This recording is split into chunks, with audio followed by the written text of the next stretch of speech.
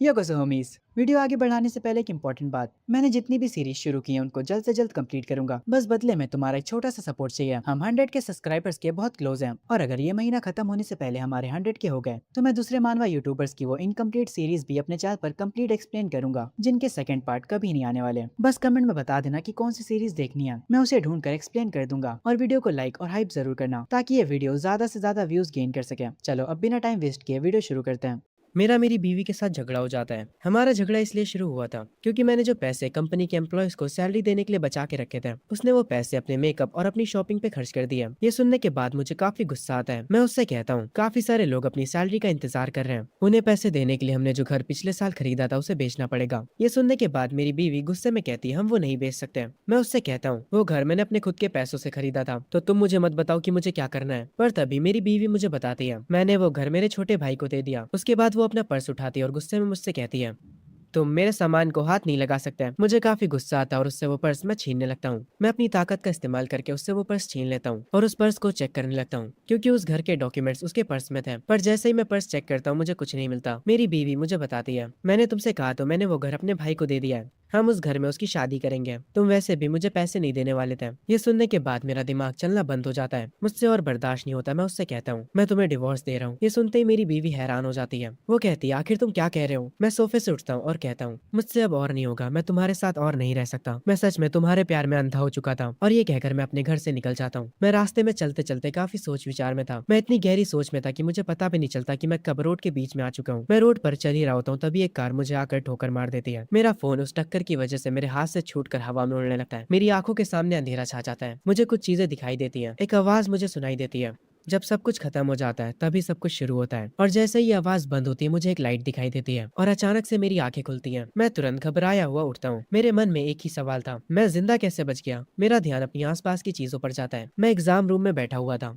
मुझे याद आता है ये एग्जाम तो मैंने कॉलेज लाइफ शुरू होने से पहले दिया था। मेरा ध्यान मेरे टीचर की तरफ जाता है। वो बिल्कुल वैसे ही थे जैसे वो हुआ करते थे। मैं अपने क्वेश्चन पेपर को देखता हूँ जिसमें डेट पड़ी होती है और ये कॉलेज एंट्रेंस एग्जाम होता है। मैं कस कर अपने पैर पर पंच करता हूँ और मुझे दर्द महसूस हो रहा था। ये पहली बार था जब दर्द होने पर भी मुझे खुशी होती है। मैं काफी एक्साइटेड हो जाता हूँ क्योंकि इस मोमेंट पर मुझे पता चल चुका था मैं टाइम में पीछे आ चुका हूँ। अब मैं अपनी गलतियों को दोबारा नहीं दोहराऊंगा। मैं तुरंत घड़ी की तरफ देखता हूँ। एग्जाम खत्म होने में 45 मिनट बचे थे क्योंकि अब मैं समय में पीछे आ चुका हूँ, इसीलिए मुझे टाइम का अच्छे से इस्तेमाल करना होगा। मैं तुरंत अपना पेपर लिखना शुरू कर देता हूँ। ये एग्जाम इंग्लिश का होता है। मुझे इंग्लिश इतने अच्छे से तो नहीं आती। पिछली बार मेरे एग्जाम खराब जाने की वजह से मैं एक बेकार के कॉलेज में चला गया था। मैं वो गलती दोबारा नहीं दोहराऊंगा।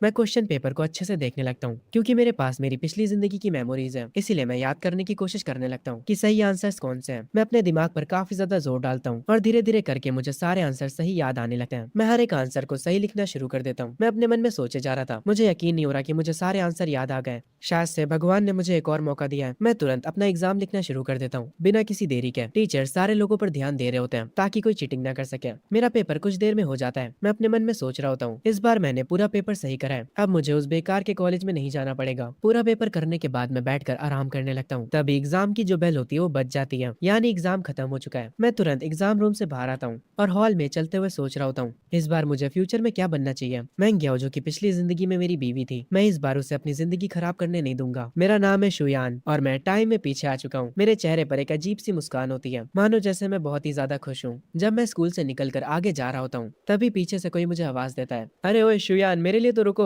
मैं तुरंत पलट कर देखता हूँ और मैं देखता हूँ मेरा एक पुराना दोस्त मेरी तरफ भागते हुए आ रहा होता है। वो कह रहा होता है शुयान आखिर तुम इतनी जल्दी कहाँ जा रहे हो, तुमने मेरा इंतजार क्यों नहीं करा। मैं अपने उस दोस्त को देखकर खुश हो जाता हूँ। अरे मेरे भाई वे तुम कहाँ रह गए थे। वे मेरे पास आता और मेरे कंधे पर हाथ रखता और कहता है अरे यार मैं बस तुझसे कुछ ही दिन नहीं मिला था और तू मुझे भूल गया क्या, एग्जाम ने तेरा दिमाग खराब कर दिया। मैं उससे मुस्कुराते हुए कहता हूँ अरे नहीं यार सब ठीक गया, चलो चलते हैं। वे मेरा स्कूल टाइम का बेस्ट फ्रेंड है और जरा इसको अभी देखो तो ये कितना जवान लग रहा है। इस बेचारे को पता भी नहीं कि आगे चलकर इसका पेट बाहर आ जाएगा और इसकी किस्मत इसको कितना परेशान करने वाली है। वे शुयान से पूछता है तो तेरा टेस्ट कैसा गया। मैं उसे बताता हूँ। वो काफी ज्यादा अच्छा गया, मुझे पूरा यकीन है कि मैं किसी टॉप कॉलेज में जा सकता हूँ। ये सुनने के बाद मेरा दोस्त वे कहता है क्या मजाक कर रहे हो यार, तुम और टॉप कॉलेज, ठीक है अगर तुम टॉप कॉलेज में चले गए तो मैं जिंदगी भर तुम्हारा गुलाम बन जाऊंगा।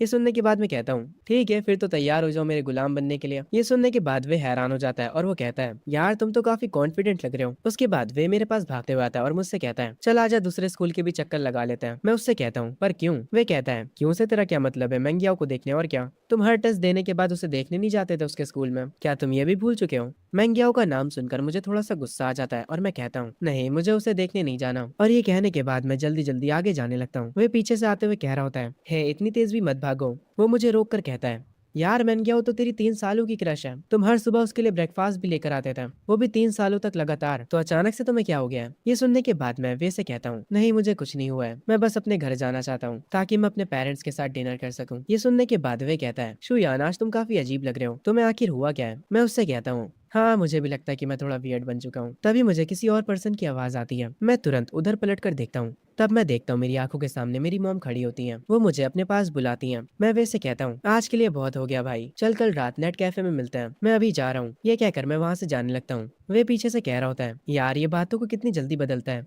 मैं अपने पेरेंट्स के पास भागते हुए चला जाता हूँ। मेरे मॉम एंड डैड दोनों मुझे लेने के लिए आए होते हैं। मैं उनके साथ कार में बैठ जाता हूँ। मेरी मॉम मुझसे टेस्ट के बारे में पूछती हैं। ये सुनने के बाद मेरे डैड जो कि कार को ड्राइव कर रहे होते हैं वो कहते हैं हमने एग्री करा था कि हम उससे इस बारे में नहीं पूछेंगे, तुम उस पर प्रेशर मत डालो। मेरी मॉम ये सुनने के बाद कहती हैं मुझे बस मेरे बेटे की चिंता है, ना कि आपके बिजनेस की। मैं आराम से कार में बैठा होता हूँ और मैं अपने मॉम डैड से कहता हूँ आप लोग चिंता मत करिए, मैंने काफी अच्छा करा है। ये सुनने के बाद मेरी मॉम कहती है क्या तुम सच कह रहे हो? मैं उनसे कहता हूँ मेरे नंबर एवरेज से ज्यादा आएंगे, मेरे नंबर्स के साथ मैं टॉप यूनिवर्सिटी में भी जा सकता हूँ। ये सुनने के बाद मेरे डैड खुश हो जाते हैं और वो खुशी में कहते हैं चलो चलते हैं इसी बात पर कुछ खाकर आते हैं। मेरे बेटे आज रात मैं तुम्हारे साथ ड्रिंक करूंगा। मेरी मॉम भी काफी खुश होती है और वो कहती है मुझे पहले से पता था मेरा बेटा बहुत ही ज्यादा समझदार है। मैं अपने मन में सोच रहा होता हूँ मेरी पिछली जिंदगी में मैंने बहुत सारी बेवकूफी करी थी, इसीलिए आप दोनों को बहुत सारी मुश्किलें उठानी पड़ी थी। मैं दोबारा वो सब गलतियां नहीं करूंगा। बाहर खाना खाने के बाद हम अपने घर पर वापस आ जाते हैं। मैं टॉवल से अपना चेहरा पोंछ रहा होता हूँ। मैं मिरर में खुद को देखने लगता हूँ। अपने मन में सोचता हूँ मुझे काफी अच्छा लग रहा है क्योंकि मेरी बॉडी वापस से पहले जैसी हो गई है। मैं मिरर में खुद को देखकर काफी ज्यादा खुश हो जाता हूँ। मैं वॉशरूम की लाइट्स को टर्न ऑफ करता हूँ और अपने मन में सोच रहा होता हूँ मैं गया तुम इतनी भी कुछ खास नहीं थी, पर पता नहीं क्यों मुझे तुमसे प्यार हो गया, क्योंकि उसने मुझे कभी मना नहीं करा था, इसीलिए मुझे लगा था कि वो मुझे पसंद करती थी। पर अब मुझे समझ आ रहा है कि वो बस मुझे बेवकूफ बना रही थी, मैं बस उसका बैकअप प्लान था। मैं अपने कमरे में जाकर एक चेयर पर बैठ जाता हूँ और अपने फोन को चेक करने लगता हूँ। मैं देखता हूँ मैंने मैंगियो का नाम बेबी करके सेव कर रखा था, जो कि मुझे अब काफी ज्यादा क्रिंज लगता है। मैं तुरंत सेव्ड कॉन्टैक्ट्स में जाकर वो नाम हटा देता हूँ। तभी मुझे मैंगियो का मैसेज आता है, जो कि उस मैसेज में कह रही होती है तुम आज मुझसे मिलने क्यों नहीं आए? मैं अपने मन में सोचता हूँ फाइनली इस महारानी को रियलाइज हो गया कि मैंने इसका पीछा करना बंद कर दिया है। मैं मैंगियो का जवाब देते हुए कहता हूँ मेरे पास टाइम नहीं था। हम मैंगियो को देखते हैं जो कि अपने घर पर बैठी होती है और वो ये मैसेज देखकर गुस्सा हो जाती है और वो कहती है तुम कैसे बेवकूफ हो, अगर तुम ऐसे ही मुझसे बात करने वाले हो तो मैं तुमसे बात करना बंद कर दूंगी। ये कहकर मैंगियो अपना फोन रख देती है। मैं तुरंत उसका ये मैसेज देखता हूँ और रिप्लाई में कहता हूँ मुझे कोई दिक्कत नहीं है। उसके बाद मैं भी अपना फोन रख देता हूँ और जाकर विंडोज की तरफ खड़ा हो जाता हूँ। मैं अपने आप से कह रहा होता हूँ कॉलेज एंट्रेंस एग्जाम सिर्फ मेरा पहला स्टेप है। इन दिनों सिर्फ डिग्री से कुछ नहीं होता। काश मुझे लॉटरी के नंबर्स याद आ जाए। ई कॉमर्स भी काफी बढ़िया चीज है। मैं यूट्यूबर बनकर वीडियोस भी बना सकता हूँ और लाइव स्ट्रीम भी कर सकता हूँ, पर वो सब अभी से करना काफी जल्दी हो जाएगा। अभी 2040 चल रहा है। ओह मुझे याद आया, एक स्टॉक काफी ज्यादा फटा था 2014 से लेकर 2015 तक। हाँ मुझे सही चीज याद आई, स्टॉक मार्केट। वो स्टॉक्स 2000 पॉइंट से बढ़कर 5000 पॉइंट्स तक पहुंच गए थे। अगर कोई गधा भी वो स्टॉक्स खरीद लेता है तो वो बहुत अमीर बन जाएगा, पर स्टॉक को खरीदने के लिए मुझे पैसे चाहिए होंगे। मुझे किसी भी तरह पैसों का जुगाड़ करना होगा। मैं अपने कमरे से बाहर निकलता हूँ और मैं देखता हूँ मेरी मॉम हॉल में सोफे पर बैठकर किताब पढ़ रही होती हैं। मैं तुरंत उनके पास जाता हूँ और जमीन पर बैठ जाता हूँ और उन्हें मस्का लगाते हुए कहता हूँ मेरी प्यारी और अच्छी मदर, मेरी बात सुनिए, क्या मैं आपसे किसी चीज के बारे में बात कर सकता हूँ? मेरी मॉम कंफ्यूज हो जाती है और वो कहती है तुम्हें किस बारे में बात करनी है?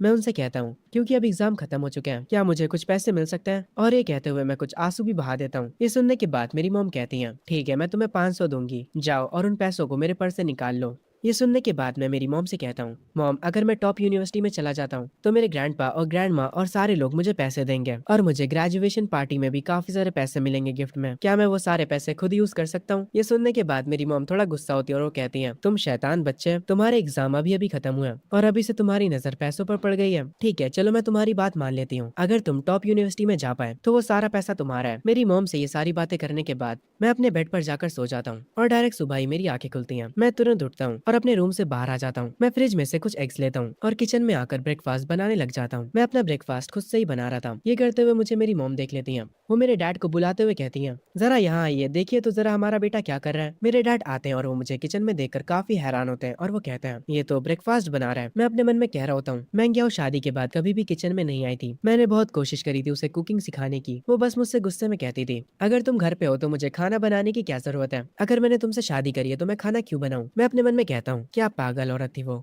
मैं अपने हाथों से बनाया हुआ खाना टेस्ट करता हूँ और वो काफी अच्छा बना होता है। मैं टेबल पर सबके लिए ब्रेकफास्ट लगा देता हूँ। मेरी मॉम डाइनिंग टेबल पर बैठकर मेरे डैड से कहती है, क्या ये हमारे बेटे का कोई डुप्लीकेट तो नहीं है। मैं उन लोगों से कहता हूँ, जल्दी से अपना नाश्ता फिनिश करिए वरना आप लोगों को काम के लिए देर हो जाएगी। मेरे डैड को मेरे हाथों का खाना काफी अच्छा लगता है और वो कहते हैं, शुयन ये सब तुमने काफी मजेदार बनाया। आखिर तुमने कुकिंग करना कब सीखा। मैं अपने फोन को हाथ में उठाता हूँ और कहता हूँ, मैंने खाना बनाना फोन पर देखकर सीखा है। मैं अपने मन में कहता हूँ, अभी तक मैंने बस एक बार ही ब्रेकफास्ट बनाया है और ये लोग इतना ज्यादा खुश हो गए। मैं पहले कितना बेकार बेटा हुआ करता था। मैं बाहर वालों की सेवाएं करता था और अपनी फैमिली को बेकार ट्रीट करता था। तभी मेरी मॉम मुझसे पूछती है, शुयन छुट्टियों के लिए तुम्हारा क्या प्लान है। तभी सीन शिफ्ट होता है मैंगियाओ पर। वो अपना फोन उठाती है और शुयन के साथ अपनी चैट्स देखती है। शुयन ने अभी तक उसको कोई भी मैसेज नहीं किया होता। वो समझ नहीं पा रही थी कि आखिर शुयन को हुआ क्या है। वो शुयन को मैसेज करते हुए कहती है, आखिर चल क्या रहा है, क्या तुम आज भी मुझसे मिलने नहीं आने वाले हो। अगर तुम आज नहीं आए तो मैं कभी भी तुमसे बात नहीं करूंगी। मैंगियाओ काफी ज्यादा गुस्सा होती है। सीन वापस से शुयन के ऊपर शिफ्ट होता है। शुयन अपना फोन चला रहा होता है और वो कहता है, मैं इस बार अपनी लाइफ को एंजॉय करूंगा। वो अपने दोस्तों से बात कर रहा होता है और उनसे कहता है, ठीक है मैं तुमसे वहीं पर मिलूंगा जहाँ पर मैं तुमसे हमेशा मिलता हूँ। सीन वापस से मैंगियाओ के ऊपर शिफ्ट होता है। वो घर पर लेटी टीवी देख रही होती है। फिर वो अपना फोन उठाती है और अपनी एक दोस्त को कॉल करती है और उसे बताती है, पता नहीं शुयन के साथ क्या हुआ है। पहले वो मुझे हर दिन गुड नाइट और गुड मॉर्निंग के टेक्स्ट भेजा करता था, पर कल से तो उसने मेरा रिप्लाई भी नहीं किया है। वो मुझे नखरे दिखा रहा है। मैंगियाओ की दोस्त कहती है, उसे इग्नोर करो और फिर वो भागता भागता खुद तुम्हारे पास आ जाएगा। जब उसे पता चलेगा कि तुम्हें इग्नोर करके उसे कुछ नहीं मिलने वाला तो वो तुम्हें और ज्यादा स्पॉइल करेगा। मैंगियाओ कहती है, इन ट्रिक्स का यूज करके वो मेरी अटेंशन लेना चाहता है। मैं कुछ ज्यादा ही स्मार्ट हूँ उसके इस छोटे से गेम में फंसने के लिए। तभी सीन शिफ्ट होता है हमारे एमसी और उसके दोस्त वे के ऊपर। वे काफी हैरानी में कहता है, आखिर तुझे आज हुआ क्या है, तुम पार्ट टाइम जॉब स्टार्ट कर रहे हो। मैं उससे कहता हूँ, तुम्हें क्या लगता है हम पढ़ाई क्यों करते हैं। वे जवाब में कहता है, हम पढ़ाई एक अच्छे कॉलेज में जाने के लिए करते हैं ताकि हम एक अच्छी यूनिवर्सिटी में जा सके। मैं वे से कहता हूँ, तुम एक अच्छे कॉलेज क्यों जाना चाहते हो। वे कहता है, ताकि हमें एक अच्छी जॉब मिल सके। मैं उससे कहता हूँ, तुम्हें जॉब क्यों करनी है। वे थोड़ा हैरान होता है और कहता है, ताकि हम पैसे कमा सके। मैं एक्साइटेड हो जाता हूँ और उससे कहता हूँ, अब तुम आए हो ना काम की बात पे,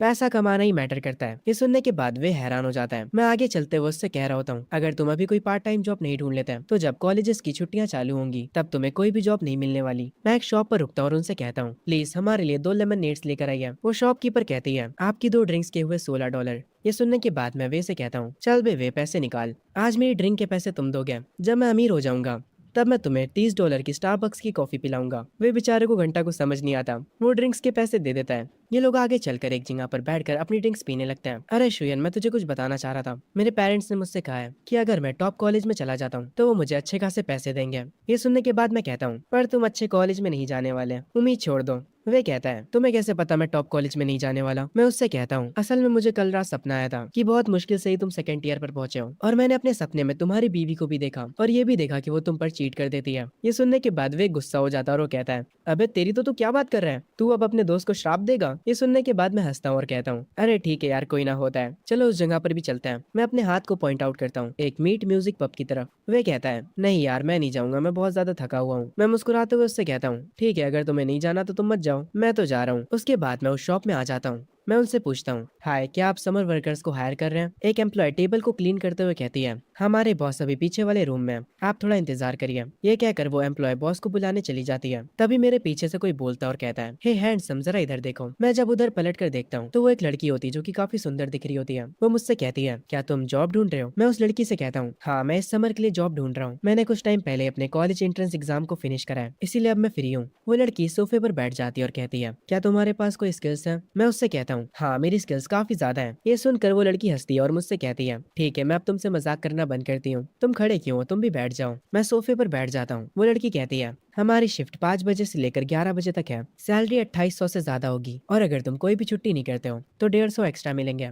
ये ऑफर कैसा है। ये सुनने के बाद मैं अपने मन में सोचने लग जाता हूँ, इस हिसाब से मुझे हर दिन 6 घंटे काम करना पड़ेगा। ये जॉब बाकी की जॉब से इजी है और सैलरी भी काफी ज्यादा है। मैं बिना देर करे उस लड़की से कहता हूँ मुझे कोई दिक्कत नहीं है, तो मैं काम कब से शुरू कर सकता हूँ। वो लड़की मुझसे कहती है तुम आज से ही काम स्टार्ट कर सकते हो। मैं ये सुनकर थोड़ा हैरान होता हूँ और उस लड़की से कहता हूँ क्या मैं कल से नहीं शुरू कर सकता? असल में मुझे पहले अपनी फैमिली से बात करनी होगी। वो लड़की कहती है ठीक है कोई बात नहीं। मैं उस लड़की को अपना नाम बताता हूँ और उससे कहता हूँ आपका नाम क्या है बॉस लेडी? वो कहती है मेरा नाम पे यूवी है। मैं उस शॉप से निकलते हुए कहता हूँ तो मैं आपसे कल मिलता हूँ मिस यूवी। जब हमारा एमसी यहाँ से जा रहा था तब वो लड़की यानी यूवी अपने मन में कह रही होती है एक्चुअली हमारे पास लोगों की कमी नहीं है, पर इस जैसे लड़के का यहाँ होना काफी मजेदार होगा। मैं तुरंत अपने दोस्त वे के पास जाता हूँ और उससे कहता हूँ मुझे नौकरी मिल गई, चलो अब यहाँ से चलते हैं। वे ये सुनने के बाद काफी हैरान होता है और वो कहता है तूने क्या कहा, क्या जॉब पाना इतना ईजी होता है? मैं उससे कहता हूँ और क्या, तुमने मौका गवा दिया। जो वहाँ की ओनर है वो काफी ज्यादा हॉट है, वो काफी ज्यादा सुंदर है और उसकी आवाज काफी प्यारी है। उसके बाल बहुत लंबे हैं और वो खुद भी काफी लंबी है। ये सुनने के बाद भी कहता है अरे यार मुझे भी उससे मिलवाओ। ये सुनने के बाद मैं कहता हूँ हाँ हाँ सपने मत देखो, खुद से जाओ अगर तुम्हें उसे देखना है तो। ये सुनने के बाद वे कहता है अरे यार चलो भी ना। मैं वे से कहता हूँ हे वे तुम अमीर बनना चाहते हो? वे कहता है ऑफ कोर्स यार। मैं वे से कहता हूँ तो मुझे कुछ पैसे उधार दे दो, ऐसा तो मेरे दोस्त भी करते हैं मेरे साथ। खैर स्टोरी पर वापस आते हैं। मैं वे से कहता हूँ मैं तुम्हें अगले साल डबल पैसे वापस करूंगा। वे कहता है तुम क्या करने वाले हो? मैं उससे कहता हूँ मुझे एक जगह के बारे में पता है,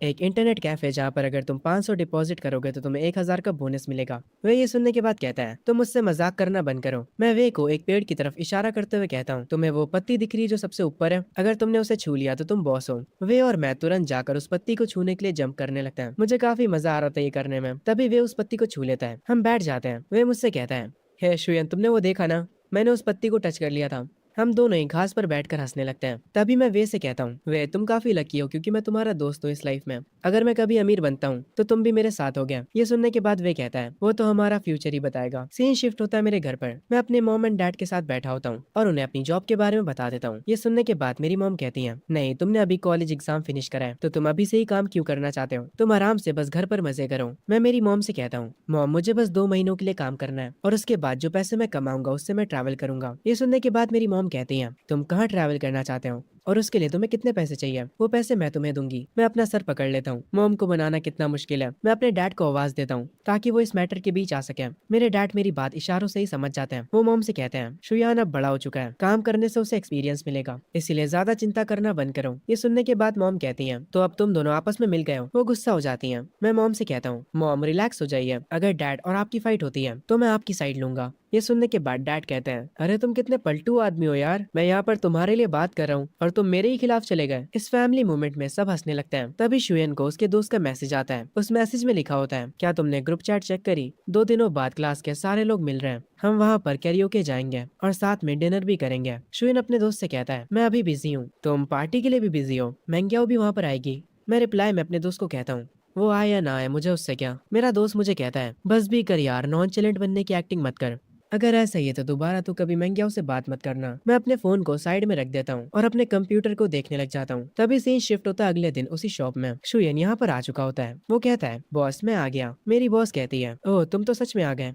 इस जमाने के बच्चे कोई काम को ज्यादा दिनों तक नहीं करते हैं। मैं ये सुनने के बाद उनसे कहता हूँ मैं हमेशा अपने प्रोमिसेस निभाता हूँ। ये सुनने के बाद मेरी बॉस स्माइल करती है और मुझसे कहती है तुम्हारा काम सिंपल है, बस कुछ ड्रिंक्स को सर्व करना और बाकी साफ सफाई करना। जाओ और पहले जाकर यूनिफॉर्म पहन लो। बॉस की ये कहने के बाद मैं चेंजिंग रूम में आ जाता हूँ और काम पर की यूनिफॉर्म पहन लेता हूँ। मैं बाहर निकलता हूँ और सारी चीजों को सेट करना शुरू कर देता हूँ। मैं देखता हूँ यहाँ पर बहुत सारे कस्टमर्स आए होते हैं। 2 लड़कियां ड्रिंक्स कर रही होती हैं और एक कपल भी आया होता है। तभी मेरी बॉस मुझसे पूछती है शुयान तुम्हारी कोई गर्लफ्रेंड है? मैं उनसे कहता हूँ नहीं मेरी कोई गर्लफ्रेंड नहीं है। उस कपल को देखते हुए मैं अपने मन में सोचता हूँ पहले मेरा प्यार सिर्फ और सिर्फ महंगियाओं के लिए हुआ करता था, मैं किसी और पर ध्यान भी नहीं देता था। मेरी बॉस मुझसे कहती है पर तुम तो बहुत हैंडसम हो, क्या स्कूल में लड़कियां तुम्हारे पीछे नहीं पड़ी थी? मुझे पक्का पता है तुम्हारे पीछे बहुत सी लड़कियां पागल होंगी, इसीलिए मुझसे झूठ मत बोलो। मैं ये सुनने के बाद बॉस से कहता हूँ अरे कसम से मेरी कोई गर्लफ्रेंड नहीं है। अगर मैं सच बोलूँ तो मुझे नहीं लगता किसी को डेट करना कोई अच्छी चीज होती है। ये सुनने के बाद मेरी बॉस कहती है तुम्हें डेटिंग करना पसंद नहीं है तो फिर तुम्हें क्या करना पसंद है? मैं मेरी बॉस से कहता हूँ मुझे पैसे पसंद है और मैं हंसने लगता हूँ। ये सुनने के बाद मेरी बॉस कहती है तुम सच में कितने बड़े पागल हो पैसों के पीछे, जबकि अभी तुम बस एक हाई स्कूलर हो। तभी यहाँ पर एक पर्सन आता है जिसके पास गिटार होता है। वो तुरंत माइक की ओर जाता है और परफॉर्म करना शुरू कर देता है। एक एम्प्लॉय बॉस से कहती है मैडम ये आज फिर से देर से आया है। बॉस कहती है, अरे छोड़ो, इन दिनों अच्छे सिंगर्स को ढूंढना बहुत मुश्किल काम है। वो सिंगर अपना परफॉर्मेंस शुरू कर देता है। मैं तुरंत बॉस के पास जाता हूँ और कहता हूँ, आखिर ये बंदा एक दिन में कितने कमा लेता होगा। मेरी बॉस मुझसे कहती है, ये 2 घंटे गाना गाने का $150 चार्ज करता है। तुम्हें इससे जलन तो नहीं होगी। वो सिंगर अपने स्टेज पर आराम से परफॉर्म कर रहा होता है। उसकी सिंगिंग को सुनकर मैं अपनी बॉस से कहता हूँ, पर वो इतना भी अच्छा नहीं गा रहा है। ये सुनने के बाद मेरी बॉस कहती है, अगर तुम्हें लगता है कि ये अच्छा नहीं गा पा रहा है तो कैसा रहेगा आज रात इसके बाद तुम गाओ। अगर तुम इससे बेटर गाते हो तो मैं तुम्हें $100 एक्स्ट्रा दूंगी। ये सुनने के बाद मैं थोड़ा सोच में पड़ जाता हूँ और अपने मन में कहता हूँ, पिछली जिंदगी में मैंने कुछ सालों तक गिटार की प्रैक्टिस करी थी ताकि मैं मंग्याओं को इम्प्रेस कर सकूं। तो हाँ, मैं गिटार बजा सकता हूँ। मैं बॉस से कहता हूँ, हाँ ये ठीक है, मैं कर लूंगा। तभी मेरे फोन पर किसी का मैसेज आता है और मैं अपने फोन को पलट कर रख देता हूँ। ये देखने के बाद मेरी बॉस कहती है, तुम रिप्लाई क्यों नहीं कर रहे हो, तुम्हारी गर्लफ्रेंड को तुम्हारी चिंता हो रही होगी। मैं अपनी बॉस को बताता हूँ, वो नोटिफिकेशन क्लास रियूनियन की थी। मैंने उनसे कह दिया कि मैं नहीं आने वाला। ये सुनते ही मेरी बॉस कहती है, तो ये बात है, हाई स्कूल रियूनियन जल्दी नहीं हुआ करता है, तुम्हें वहाँ पर जाना चाहिए। क्या तुम काम से छुट्टी मांगने के लिए शर्मा रहे हो। मैं टेबल को साफ करते हुए कहता हूँ, नहीं ऐसा नहीं है, असल में मुझे रियूनियंस काफी बोरिंग लगता है। मेरी बॉस मुझसे कहती है, कोई बात नहीं, मैं तुम्हें छुट्टी दे रही हूँ, तुम कल काम पर मत आना। वैसे भी अगर एक पर्सन गायब होगा तो शॉप को कोई नुकसान नहीं होगा। ये सुनने के बाद मैं मेरी बॉस से कहता हूँ, ठीक है मैं समझ गया, आपका शुक्रिया। मैं ड्रिंक्स के गिलास को अपने हाथों पर पकड़े होता हूँ और अपने मन में कहता हूँ, ठीक है मैं गया हूँ, टाइम आ चुका है जब तुम एक नए शुयान से मिलोगी। मैं वो ड्रिंक सारे कस्टमर्स में सर्व कर देता हूँ। मैं वापस आकर बॉस से बातें कर रहा होता हूँ। तभी वो सिंगर अपना परफॉर्मेंस खत्म करके यहाँ से जाने लगता है, पर मेरी बॉस उसे रोक लेती है और कहती है, हे देखो, हमारे यहाँ पर एक नया समर वर्कर आया है, इसका नाम शुयान है और ये गाना भी गा सकता है। क्या तुम बैकअप में इसके साथ गाना गाओगे। ये सुनने के बाद वो सिंगर गुस्सा हो जाता है और वो कहता है, मैं इसके लिए प्ले करूंगा। मैं उस सिंगर से कहता हूँ, हे भाई, क्या मैं कुछ समय के लिए तुम्हारा गिटार ले सकता हूँ। वो सिंगर गुस्से में मुझसे कहता है, तुझे ये बजाना भी आता है। मैं भी थोड़ा एटीट्यूड में कहता हूँ, हाँ मुझे आता है। वो सिंगर मुझे अपना गिटार दे देता और कहता है, ये लो और इसे खराब मत कर देना। मैं उस गिटार को लेकर स्टेज पर पहुंच जाता हूँ और उससे बजाना शुरू कर देता हूँ। मेरी उंगलियां गिटार के स्ट्रिंग्स को छू रही थी। मैं अपने मन में सोच रहा होता हूँ, मुझे कौन सा गाना गाना चाहिए। मुझे कोई मॉडर्न गाना चूज करना चाहिए जो कि यहाँ पर सबको पसंद आए। ठीक है, अब मैं गाना शुरू करता हूँ। मैं गाना गाना शुरू करता हूँ। मेरी बॉस मुझे देखने लग जाती हैं और सिर्फ मेरी बॉस ही नहीं बल्कि वहाँ के हर एक कस्टमर का ध्यान मुझ पर आ जाता है। मैं अपनी पुरानी मेमोरीज को याद करते हुए गाना गा रहा होता हूँ, इसीलिए मेरी आवाज में इमोशंस होते हैं जो कि उस सिंगर तक को हैरान कर देते हैं। उस शॉप की वेट्रेस भी मुझे देखने लग जाती है। मेरा पूरा फोकस गाने पर होता है। कुछ देर में गाना खत्म हो जाता है और जैसे ही गाना खत्म होता है सारे लोग मेरे लिए तालियां बजाना शुरू कर देते हैं। शॉप का हर एक कस्टमर मेरी तारीफ कर रहा होता है। मेरी बॉस भी मेरे लिए क्लैपिंग करने लगती है। मैं स्टेज से उतरकर बॉस के पास आ जाता हूँ। मैं काफी शर्मा रहा होता हूँ। मैं मेरी बॉस से कहता हूँ, आखिर सब लोग मुझे ही क्यों देख रहे हैं। मेरे साथ काम करने वाली दूसरी वेट्रेस मुझसे कहती है, शुयान तुम काफी अच्छा गाना गाते हो। मेरी बॉस कहती है, ये गाना सिर्फ अच्छा ही नहीं था बल्कि शुयन इस गाने को पूरे इमोशंस के साथ गा रहा था। वो सिंगर मुझसे आकर तुरंत अपना गिटार छीन लेता है और शॉप से तुरंत चला जाता है। मैं बॉस से पूछता हूँ, क्या वो सिंगर ठीक है। मेरी बॉस कहती है, उसके बारे में चिंता मत करो, मेरे पास आओ, अपना फोन बाहर निकालो और मुझे अपने वीचैट की आईडी दो। चलो हम एक दूसरे को ऐड करते हैं। मैंने तुम्हें $100 का बोनस देने के लिए कहा था। मैं अपनी आंखें नीचे करके बॉस से कहता हूँ, उसकी कोई जरूरत नहीं है बॉस, आपको मुझसे फॉर्मल तरीके से बात करने की जरूरत नहीं है। मैं तुरंत अपना फोन निकाल लेता हूँ। मेरी बॉस कहती है,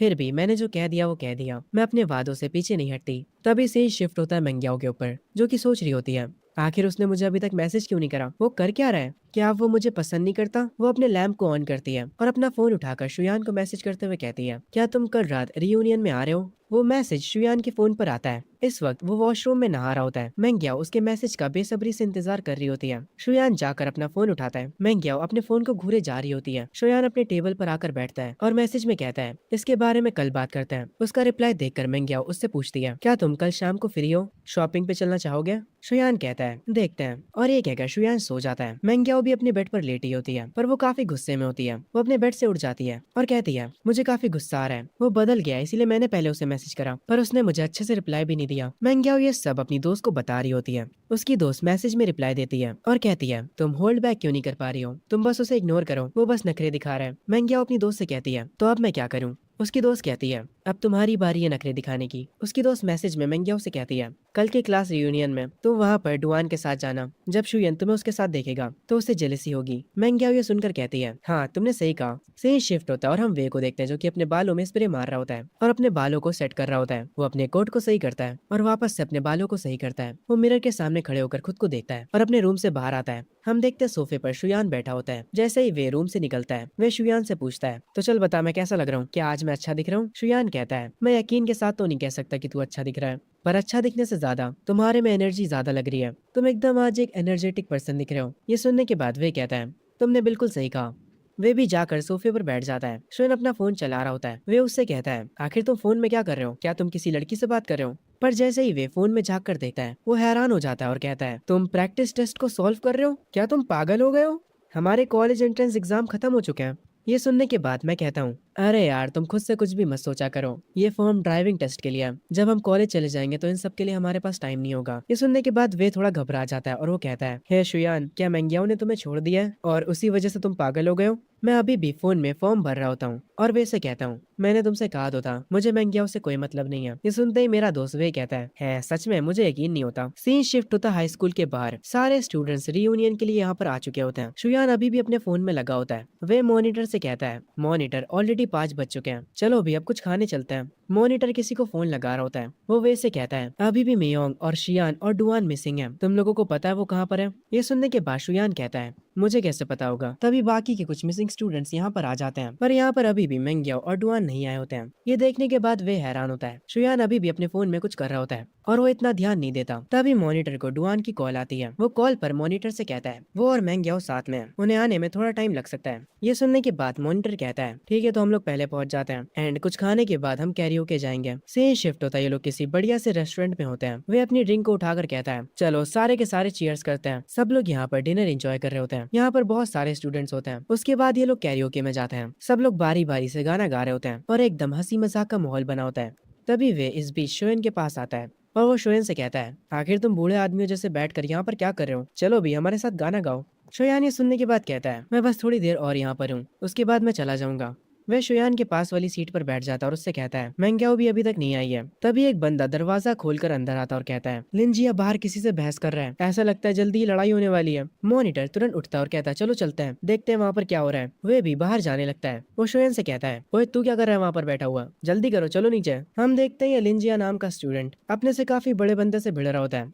वो मस्कुलर बंदा कहता है, क्या बे छोटे, तुझे जीने से प्यार नहीं है? यहाँ पर मॉनिटर आता है और वो कहता है, अरे मेरे बड़े भाई, उसने बहुत ज्यादा पी ली है, मैं उसकी तरफ से माफी मांगता हूँ। वो मस्कुलर बंदा कहता है, अब तू कौन है चिरकुट, चला जा यहाँ से वरना पिट पिट जाएगा। हम देखते हैं असल में ये फाइट वॉशरूम में हो रही होती है। सारे लोग वॉशरूम के बाहर भीड़ लगा देते हैं। शोयान उस भीड़ में से होकर अंदर जाता है। शोयान यहाँ का नजारा देखकर अपने मन में कहता है, लिंजिया कुछ ज्यादा ही बन रहा था। हल्का सा उसने ड्रिंक क्या कर लिया, उसे लगने लगा वो किसी से भी भिड़ सकता है। और ये मस्कुलर बंदा ये भी शराब के नशे में पागल हो चुका है। शोयान उनके बीच में जाता और कहता है, अरे यार हमारे क्लासमेट से जरा सी गलती हो गई। असल में हमने कुछ टाइम पहले कॉलेज एंट्रेंस एग्जाम को फिनिश करा है, तो यार माफ कर दो हमें। वो मस्कुलर बंदा चिल्लाते हुए कहता है, अब तू कौन है बे, मेरे रास्ते से हट जा। ये सुनने के बाद शोयान को भी गुस्सा आ जाता है और वो कहता है, यार तुम अच्छे से बात नहीं कर सकते हो क्या? तुम क्या ये बात भूल रहे हो कि हम अभी तक स्टूडेंट्स हैं? अगर तुम सच में सीन को बढ़ाना चाहते हो तो मैं तुम्हें नहीं रोकूंगा। तुम्हें क्या लगता है जब पुलिस आएगी तो वो किसकी साइड लेगी, तुम्हारी या फिर हम स्टूडेंट्स की? जरा सोचो इसके बारे में। ये सुनने के बाद उस मस्कुलर बंदे को गुस्सा तो आता है, पर वो इतना जान चुका था कि शोयन सही कह रहा है। शोयन दोबारा से कहता है, चलो भी भाई अब इस मामले को खत्म करते हैं। वो मस्कुलर बंदा कहता है, ठीक है जाओ, तुम लोगों को माफ करा,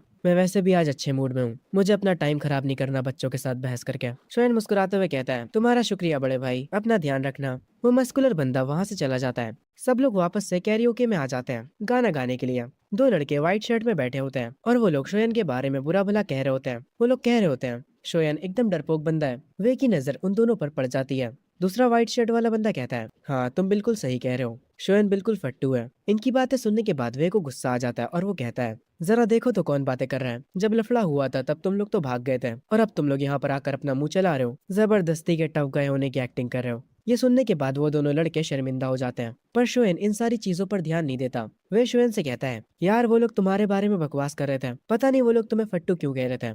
शोएन कहता है, जब बातों से सब कुछ सॉल्व हो सकता है तो लड़ाई करने की क्या जरूरत है?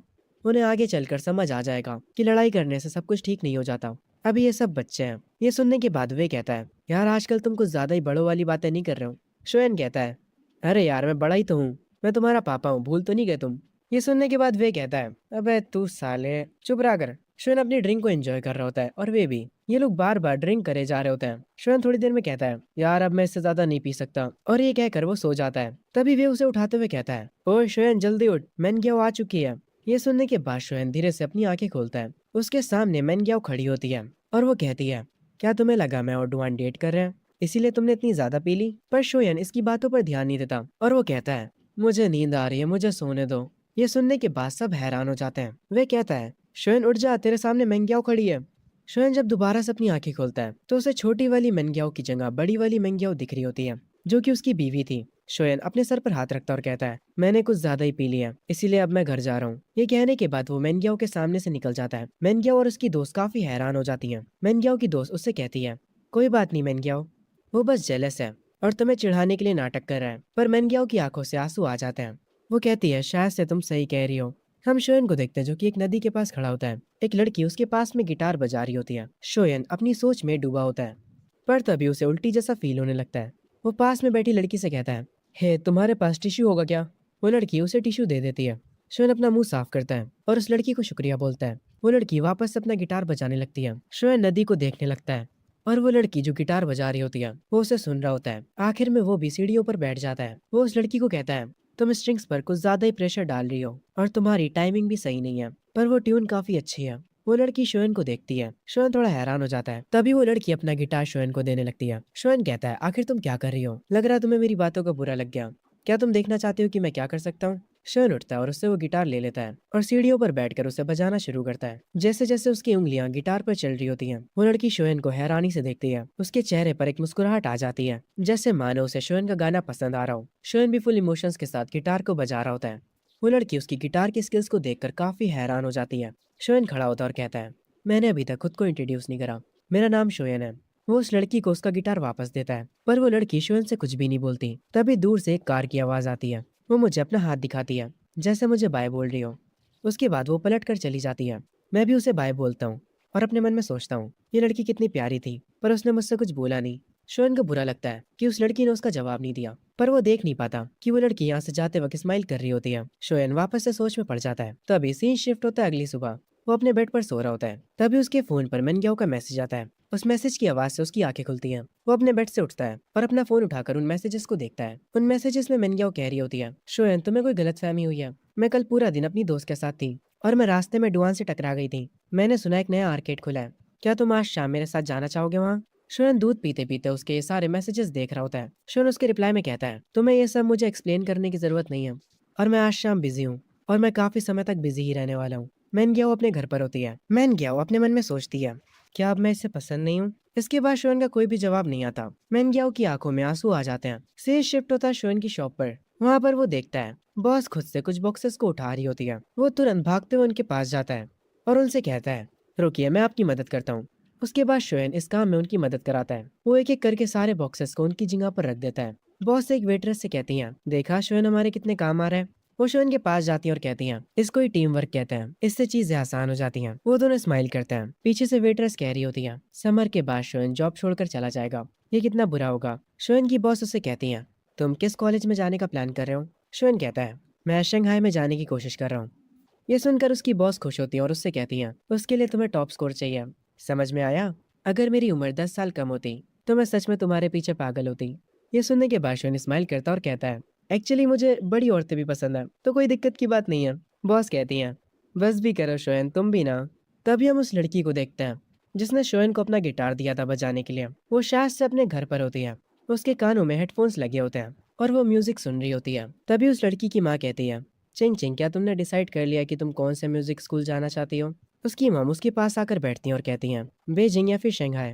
वो लड़की कहती है, मैंने अभी डिसाइड नहीं करा है। उसकी मॉम कहती हैं, अगर तुम बेजिंग जाती हो तो मैं तुमसे मिलने के लिए आती रहूंगी। वो लड़की कहती है, मॉम कुछ दिनों में मेरा बर्थडे आने वाला है। उसकी मॉम कहती है, तुम्हें जो भी गिफ्ट चाहिए मैं तुम्हें वो सब खरीद दूंगी। पर पता नहीं क्यों ये लड़की गुस्से में होती है और वो कहती है, मॉम मुझे कुछ भी नहीं चाहिए, मैं बस चाहती हूँ कि आप मेरे साथ रहें। उसकी मॉम थोड़ा निराश होती है और कहती है, चिंचिंग, मॉम को बिजनेस ट्रिप के लिए जाना है और वो भी कल सुबह। वो लड़की कहती है, रहने दीजिए, मुझे अब आदत हो गई है। ये कहकर वो लड़की अपने रूम में चली जाती है और सोने की कोशिश करने लगती है। अगली सुबह वो उठती है और खिड़की से बाहर देखने लगती है, पर उसका ये पूरा घर अकेला होता है। वो तो इसे घर भी नहीं कह सकती। वो जब डाइनिंग टेबल पर जाती है तो उसे एक लेटर मिलता है जिसमें उसकी मॉम उसे सॉरी बोल रही होती है बिजनेस ट्रिप पर जाने के लिए। चिंग चिंग उस कागज को फाड़ देती है और उसे कूड़े में फेंक देती है और अकेले बैठकर अपना नाश्ता करती है। और उसके बाद वो गिटार बजाने की प्रैक्टिस करती है। उसे ऐसा महसूस होने लगा था जैसे इस पूरी दुनिया में वो अकेली है। तभी यहाँ पर कोई अपनी कार से आता है और अंदर जाकर उस लिविंग रूम में उस लड़की को गिटार बजाते हुए देखता है। वो जो औरत यहाँ पर आई है वो कुछ भी नहीं बोलती और शांति से उस लड़की को देखती है। उसे थोड़ा उस लड़की के लिए बुरा लगता है। अगला दिन भी सेम होता है। घर में कोई भी मज़ा नहीं। वो जो औरत यहाँ पर आई थी, वो घर में अपना काम करना शुरू कर देती है, पर वो उस लड़की को बिल्कुल भी डिस्टर्ब नहीं करती। दोनों अपने अपने काम से मतलब रखते हैं। वो लड़की शोहन के बारे में सोचने लगती है। तभी वो जो काम करने वाली औरत होती है, वो लड़की उससे कहती है, मुझे आज बाहर जाना है। वो औरत कहती है, तुम्हें कहाँ बाहर जाना है? सीन शिफ्ट होता है उसी पार्क में जहाँ पर वो लड़की शोहन से मिली थी। वो कह रही होती है, वो लड़का उस दिन के बाद से इस पार्क में नहीं आया, मैं बस किस्मत से उससे मिल गई थी। वो औरत जो उस लड़की के साथ आई होती है, वो कहती है, अब हमें घर चलना चाहिए। पर वो लड़की कहती है, चलो कुछ पीने चलते हैं, मुझे एक बार बियर ट्राई करनी है। वो औरत कहती है, मैं एक ऐसी जगह को जानती हूँ जहाँ ज्यादा भीड़ नहीं होती। वो लड़की कहती है, चलो चलते हैं। सीन शिफ्ट होता है शोएन की शॉप पर। वेट्रेस बॉस से कहती है, आज भी वो सिंगर नहीं आया। बॉस कहती है, अरे कोई दिक्कत की बात नहीं है, हमारे पास यहाँ हमारा एक छोटा सिंगर भी तो है। शोएन कहता है, मेरी तरफ ऐसे मत देखो, मैं अभी भी एक बच्चा हूँ। वो वेट्रेस कहती है, हाँ क्यों नहीं, बस कुछ 100 महीने पुराने बच्चे। तभी यहाँ पर वो गिटार वाली लड़की आती है। शोएन उसे देखते ही पहचान जाता है। शोएन को ऐसा कहते देख शोएन की बॉस उससे पूछती है, क्या तुम दोनों एक दूसरे को जानते हो? शोएन कहता है, हम एक दूसरे को जानते हैं और नहीं भी, हम बस कुछ दिनों पहले ही मिले थे। ये कैसा इत्तेफाक है, हम दोबारा से मिल गए। शोयन और चिंग चिंग दोनों ही एक दूसरे को देखने के बाद काफी सरप्राइज होते हैं। जब वो सब एक टेबल पर बैठ जाते हैं, तब शोयन उन्हें ड्रिंक्स ला कर देता है। बॉस शोयन से कहती है, क्या तुम आज कोई गिटार नहीं बजाने वाले? चिंग चिंग इस बात पर अपना सिर हिलाती है, जैसे वो शोयन से कह रही हो कि गिटार बजाओ। शोयन कहता है, ठीक है, आज मैं गिटार बजाऊंगा, बस मुझे देखते जाइए। और मैंने सुना है कि आज रात कैश प्राइजेस भी हैं। बॉस कहती है, चिंता मत करो, तुम्हें प्राइजेस जरूर मिलेंगे। ये सुनने के बाद वहां से चला जाता है गिटार बजाने के लिए। वो जाकर स्टेज पर बैठ जाता है, और जब वो गिटार बजा रहा था, सारे लोग आपस में बातें कर रहे थे। चिंग चिंग अपना ग्लास उठाती है। वो ड्रिंक को लेकर काफी क्यूरियस होती है। वो एक छोटी सी सिप लेती है। वो अपने मन में सोचती है, आखिर लोगों को ये क्यों पसंद है, ये ड्रिंक बेकार है। चिंग चिंग को ऐसा देखकर वहाँ की बॉस कहती है, क्या हुआ, तुम्हें पसंद नहीं आया? चिंग चिंग अपना सर हिलाती है। बॉस कहती है, इसी को तो ड्रिंक कहते हैं, सबको ये शुरू में बेकार लगती है, पर फिर बाद में अच्छी लगने लगती है।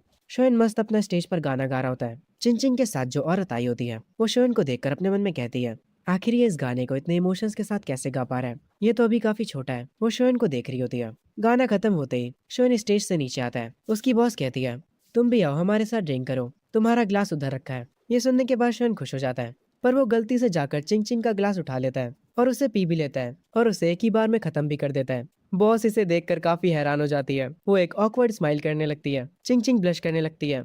उसके गाल पूरे लाल हो जाते हैं। वो तुरंत उठकर वॉशरूम की तरफ जाने लगती है। वो जो औरत चिंग चिंग के साथ आई थी, उसका नाम वोंग है। वोंग शोएन को बताने ही जा रही होती है कि उसने अभी क्या करा है, पर वो सिचुएशन को देखकर रुक जाती है। बॉस शोएन से कहती है, तुम्हें क्या लगता है वो लड़की कैसी है? वो काफी सुंदर है ना? शोएन कहता है, हाँ वो काफी सुंदर है, मुझे बुरा लग रहा है कि वो बात नहीं कर सकती। ये सुनते ही वोंग कहती है, तुम क्या बात कर रहे हो, वो बस ज्यादा बोलती नहीं है, पर वो बोल सकती है। तभी चिंग चिंग वॉशरूम से आती है और वोंग से कहती है, चलो चलते हैं। उसकी आवाज सुनने के बाद शोएन कहता है, इसकी तो आवाज भी प्यारी है। बॉस शोएन से कहती है, जाओ इन्हें बाहर तक छोड़ कर आओ। शोएन कहता है, मैं समझ गया। शोएन उन्हें उनकी कार तक छोड़ने जाता है। वो चिंग चिंग के लिए कार का गेट भी खोलता है। शोएन चिंग चिंग से कहता है, रात में बाहर मत निकला करो, ये थोड़ा डेंजरस होता है। चिंग चिंग कहती है, मुझे तो तुम डेंजरस लगते हो, क्या तुम अपनी बात कर रहे हो? अभी अंदर शॉप में तुम मुझे घूरे जा रहे थे, यहाँ तक कि तुमने मेरे ग्लास से ड्रिंक किया। शोएन थोड़ा निराश होता और कहता है, ठीक है, मैं मान लेता हूँ कि मैं तुम्हें देख रहा था, पर मुझे नहीं पता था कि वो तुम्हारा ग्लास है। चिंग चिंग कुछ नहीं कहती और यहाँ से चली जाती है। शोएन पीछे खड़े उसकी कार को जाते हुए देख रहा होता है। तभी हम कार के अंदर का सीन देखते हैं। चिंग चिंग हंस रही होती है और कहती है, तुम कितने बेवकूफ हो, तुमने सच कितनी जल्दी बोल दिया। हम देखते हैं शोएन को काफी बुरा लगता है, पर वो कुछ बोल भी तो नहीं सकता था। वो वापस से शॉप के अंदर जाता है। उसकी बॉस उससे पूछती है, क्या तुमने उसकी वीचैट की आईडी ली? शोएन कहता है, यार उसके बारे में बात मत करो, वो पक्का मुझे ठरकी समझ रही होगी। बॉस कहती है, मैंने तुम्हें इतनी अच्छी अपॉर्चुनिटी दी थी, फिर भी तुम कुछ नहीं कर पाए। शोएन कहता है, अरे यार कोई बात नहीं, वैसे भी मुझे ये सब नहीं करना है। ये सुनने के बाद उसकी बॉस हंसती है। सीन शिफ्ट होता है शोएन के घर पर। उसकी मॉम उससे पूछती है, तो आखिर तुम्हारी समर जॉब है क्या, तुम हर दिन घर देर से आते हो? शोएन कहता है, मैं बार में एक मेल मॉडल बन के काम कर रहा हूँ। ये सुनते ही उसके पेरेंट्स काफी हैरान हो जाते हैं। उसकी मॉम काफी गुस्सा होती है और कहती हैं, तुम्हें पढ़ाने के लिए मैंने इतनी मेहनत करी है और तुम एक ऐसी जॉब कर रहे हो, अब से मुझे मॉम मत कहना। तभी शोएन कहता है, मेरी सैलरी 8,000 है। सैलरी सुनते ही उसकी मॉम का बिहेवियर एकदम से बदल जाता है और वो कहती हैं, आखिर काम तो काम होता है, तुम्हें वो बस ईमानदारी से करना चाहिए। हम सब मेहनत करके पैसे कमाते हैं, तो इसमें कोई बुरी बात नहीं है। बाय द वे, क्या हम तुम्हें वहां पर देखने आ सकते हैं? शोएन के डैडी सुनकर हैरान हो जाते हैं। तभी शोएन हंसता और कहता है, अरे मॉम, मैं बस मजाक कर रहा था, मैं एक लॉन्च बार में बस एक वेटर हूँ। उसकी मॉम हैरान होती है और कहती हैं, तुम शैतान बच्चे, थोड़ी देर बाद शोएन अपने रूम में आ जाता है और वो अपने रूम में आकर ड्राइविंग लाइसेंस के लिए रिसर्च करने लगता है। वो अपनी ड्राइविंग का स्कोर देखता है जो कि 90 होता है। शोएन खुशी में उठता है और कहता है, मैं आज शाम को कुछ जरूरी काम निपटा लूंगा। सीन शिफ्ट होता है चिंग पर, जो कि अपने शूज के लेस बांध रही होती है। वो अपनी केयर टेकर मिस वोंग से कहती है, मैं कुछ समय के लिए बाहर जा रही हूँ। मिस वोंग उससे कहती है, और तुम कहाँ जा रही हो? चिंग कहती है, पहले तो मैं जाकर अपने डैड से मिलूंगी और उसके बाद कुछ चीजें खरीदने जाऊंगी। मिस वोंग कहती है, ठीक है, मैं तुम्हारे साथ चलूंगी। क्या तुम्हारे डैड इस वीकेंड भी अपनी कंपनी में? चिंग कहती है, उन्हें वही होना चाहिए। वैसे भी वो घर से ज्यादा टाइम अपनी कंपनी में बिताता है। सीन शिफ्ट होता है चिंग के डैड के ऑफिस में और हम देखते हैं यहाँ पर चिंग आई होती है, पर उसके डैड ने उसे नोटिस भी नहीं करा होता। उसके डैड पीछे मुड़ते हैं और अपनी बेटी को देखते हैं। वो उससे कहते हैं, तुमने दरवाजे पर नॉक क्यों नहीं करा? और तुम यहाँ पर क्या कर रही हो? तुम्हारी माँ ने कहा कि तुम आर्ट स्कूल में स्टडी करना चाहती हो, पर मुझे लगता है कि तुम्हें अब्रॉड में स्टडी करना चाहिए। चिंग गुस्से में कहती है, आपको लगता है कि अगर मैं यहाँ रही तो मैं आपके दूसरी औरतों के साथ अफेयर के बीच में आ जाऊंगी? चिंग के डैड कहते हैं, मैंने तुमसे पहले ही कहा था बेटा, तुम्हारी मॉम और मैंने डिवोर्स ले लिया एक दूसरे से, काम की वजह से। वो सब छोड़ो, आज तुम्हें मुझसे क्या काम है? चिंग कहती है, आज रात आप फ्री हैं? चिंग के डैड कहते हैं, आज रात मेरी एक बहुत ही इंपॉर्टेंट मीटिंग है। चिंग कहती है, आप कभी फ्री भी होते हैं? और वो यहाँ से जाने लगती है, पर तभी उसके डैड उसका हाथ पकड़ लेते हैं। चिंग गुस्से में अपने हाथ को छुड़ाते हुए कहती है, मुझे टच मत करिए, आपके लिए मीटिंग ज्यादा जरूरी है मुझसे। आपको तो ये भी नहीं पता कि आज क्या है। और ये कहकर चिंग यहाँ से चली जाती है। उसके डैड सोचते हैं, आज कौन सा दिन है? वो अपने दिमाग पर जोर डालते हैं याद करने के लिए कि आज क्या है, और फाइनली उन्हें याद आ जाता है कि आज उनकी बेटी का बर्थडे है। वो तुरंत कहते हैं, अरे आज तो उसका बर्थडे था। तभी सीन शिफ्ट होता है, हम शोएन को देखते हैं जो कि बैंक आया होता है। वहाँ की एम्प्लॉय शोएन से कहती है, आपका सिक्योरिटी अकाउंट रेडी हो चुका है। और शोएन जिस बैंक में आया होता है वो बैंक और किसी का नहीं बल्कि चिंग के डैड का होता है। जब वो अपना काम कराकर यहाँ से जा रहा होता है तभी सीढ़ियों से भागते हुए नीचे चिंग आ रही होती है। वो शोएन से टकरा जाती है। शोएन उसे देखता है और उससे पूछता है, क्या तुम ठीक हो? अरे ये तो तुम हो। पीछे सीढ़ियों से चिंग के डैड आ रहे होते हैं। चिंग उन्हें देखती है और फिर वो शोएन से कहती है, कुछ मत कहना। वो शोएन का हाथ पकड़ लेती है। शोएन को कुछ भी समझ नहीं आता और वो अपने मन में कहता है, आखिर यहाँ पर चल क्या रहा है? चिंग के डैड उसको शोएन के साथ देखकर कहते हैं, अब ये कौन है? चिंग तुरंत कहती है, ये मेरा बॉयफ्रेंड है और अब हम लोग यहाँ से जा रहे हैं। शोएन को कुछ समझ नहीं आता। वो काफी कंफ्यूज होता है। चिंग उसे अपनी कार तक ले जाती है। वो उसे अपने कार में बैठने के लिए कहती है और फिर वो मिस वांग से कहती है, आंट वांग अब चलिए चलते हैं। शोएन को चिंग के साथ देखकर मिस वांग अपने मन में कहती है, ये लोग एक साथ क्या कर रहे हैं? और अब तो ये लोग एक दूसरे का हाथ भी पकड़े हुए हैं। शोएन तुरंत चिंग से पूछता है, हे तुम्हें क्या हुआ है? तुमने मुझे अपना बॉयफ्रेंड कहा? सच में? मैंने कब तुम्हें हाँ कहा? चिंग कहती है, समझ लो तुमने मुझ पर एक एहसान करा। शोएन हैरान होता और कहता है, मैंने तुम पर एहसान करा? तुम्हारे में सच में कोई भी शर्म नहीं है। चिंग कहती है, तो फिर तुम्हें और क्या चाहिए? शोएन तुरंत अपना फोन निकालता और कहता है, पहला तो तुम अपने वीचैट पर मुझे ऐड करो और इसके बारे में हम बाद में बात करेंगे। शोएन भाई आईडी लेने का तरीका थोड़ा कैजुअल है, पर कोई ना, मैं समझता हूँ। चिंग उसे अपनी आईडी दे देती है। शोएन उससे उसका नाम पूछता है और वो उसे अपना नाम बता देती है। तभी सीन शिफ्ट होता है चिंग के डैड के ऊपर। वो अपने मैनेजर से कहता है, वो जो बंदा अभी यहाँ पर आया था उसके बारे में पता लगा, वो कौन है? चिंग के डैड उसकी मॉम को कॉल करते हैं और कहते हैं, क्या तुम्हें पता है कि तुम्हारी बेटी किसी को डेट कर रही है? चिंग की मॉम कहती है, क्या तुम पागल हो गए हो? तुम ये कैसी बातें कर रहे हो? उसके डैड कहते हैं, अभी अभी वो यहाँ पर अपने बॉयफ्रेंड के साथ आई थी और वो उसका हाथ भी पकड़े हुई थी। उस लड़के का नाम शोयान है। चिंग की मॉम पता नहीं क्यों एक्साइटेड हो जाती है और कहती है, वो लड़का दिखने में कैसा है? चिंग के डैड गुस्सा होते हैं और कहते हैं, वो कैसा दिखता है इससे तुम्हें क्या मतलब है? मुझे परवाह नहीं है। उसकी केयर टेकर को कॉल करो और उससे ये सब पूछो। चिंग की मॉम कहती है, ठीक है मैं उससे पूछ लूंगी। ये कहकर वो कॉल कट कर देती हैं और वो तुरंत कॉल लगाती है मिस वोंग को। मिस वोंग जो कि कार ड्राइव कर रही होती हैं, उनके पास चिंग की मॉम का कॉल आता है। उस फोन को चिंग उठा लेती है और तुरंत स्पीकर पर कर देती है। उसकी मॉम कहती है, मिस वोंग मुझे जानना है क्या चिंग किसी को डेट कर रही है? चिंग अपनी मॉम से कहती है, हाँ मैं जिसे डेट कर रही हूँ वो मेरे साथ ही बैठा है, क्या आप उससे बात करना चाहेंगी? शोएन भी पता नहीं क्यों कहता है, हाय आंटी आप कैसी हैं? उसके बाद चिंग कॉल कट कर देती है। शोएन अपने दिल पर हाथ रखे होता और कहता है, तुमने अचानक से मुझे डरा दिया। मुझे ये मत कहना कि तुम्हारे पेरेंट्स एक साथ मिलकर मुझे मारने वाले हैं। चिंग ये सुनकर हंसती है। फिर इनकी कार एक बहुत बड़े मॉल के सामने रुकती है। चिंग कार से उतरती है और शोएन से उतरने के लिए कहती है। शोएन कहता है, मैं नहीं उतरूंगा। पर कुछ टाइम बाद वो मॉल में चिंग के साथ घूम रहा होता है। वो चिंग से पूछता है, क्या तुम्हारे पेरेंट्स की डिवोर्स हो चुकी है? चिंग ये सुनकर हैरान हो जाती है कि उसे ये सब कैसे पता चला। शोएन कहता है, मैंने बस अंदाजा लगाया था, तुम्हारे में काफी चिड़चिड़ापन है। ऐसा लगता है जैसे तुम्हें बहुत कम प्यार मिला है और जैसे तुम अपने पेरेंट्स से बात करती हो उसके हिसाब से तो ये बताना ईजी है। चिंग शोएन से कहती है, आज मेरा बर्थडे है। ये सुनने के बाद शोएन कहता है, तो तुम क्या चाहती हो? क्या मैं तुम्हारे साथ मिलकर तुम्हारे पेरेंट्स से रिवेंज लूं? चिंग कहती है, हाँ मैं यही चाहती हूँ। ये सुनने के बाद पता नहीं क्यों शोएन के चेहरे पर एक मुस्कान आ जाती है। वो चिंग से कहता है, चलो फिर चलकर मूवी देखते हैं और उसके बाद कुछ खाने चलेंगे और फिर हम बहुत सारी पिक्चर्स क्लिक करेंगे और तुम उन्हें सोशल मीडिया पे पोस्ट कर देना। उसके बाद तुम्हारे पेरेंट्स तुमसे बहुत ज्यादा गुस्सा हो जाएंगे। पर मैं पहले ही तुम्हें बता दूं, आज की हर एक चीज का बिल तुम दोगी। ये सुनने के बाद चिंचिंग मजाक में कहती है, क्या तुम में बचपन से ही शर्म नाम की चीज नहीं है? वो कहता है, नहीं नहीं, बेशरम तो मैं अभी हुआ हूँ। उसके बाद ये लोग मूवी देखने जाते हैं। चिंचिंग ड्रिंक्स और पॉपकॉर्न खरीदती है। और क्योंकि चिंचिंग ने एक ही पॉपकॉर्न का बॉक्स खरीदा होता है और एक ही ड्रिंक, इसे देखकर शोएन कहता है, तुमने बस एक के लिए ही क्यों खरीदा? चिंचिंग कहती है, मैंने ये तुम्हारे लिए खरीदा है।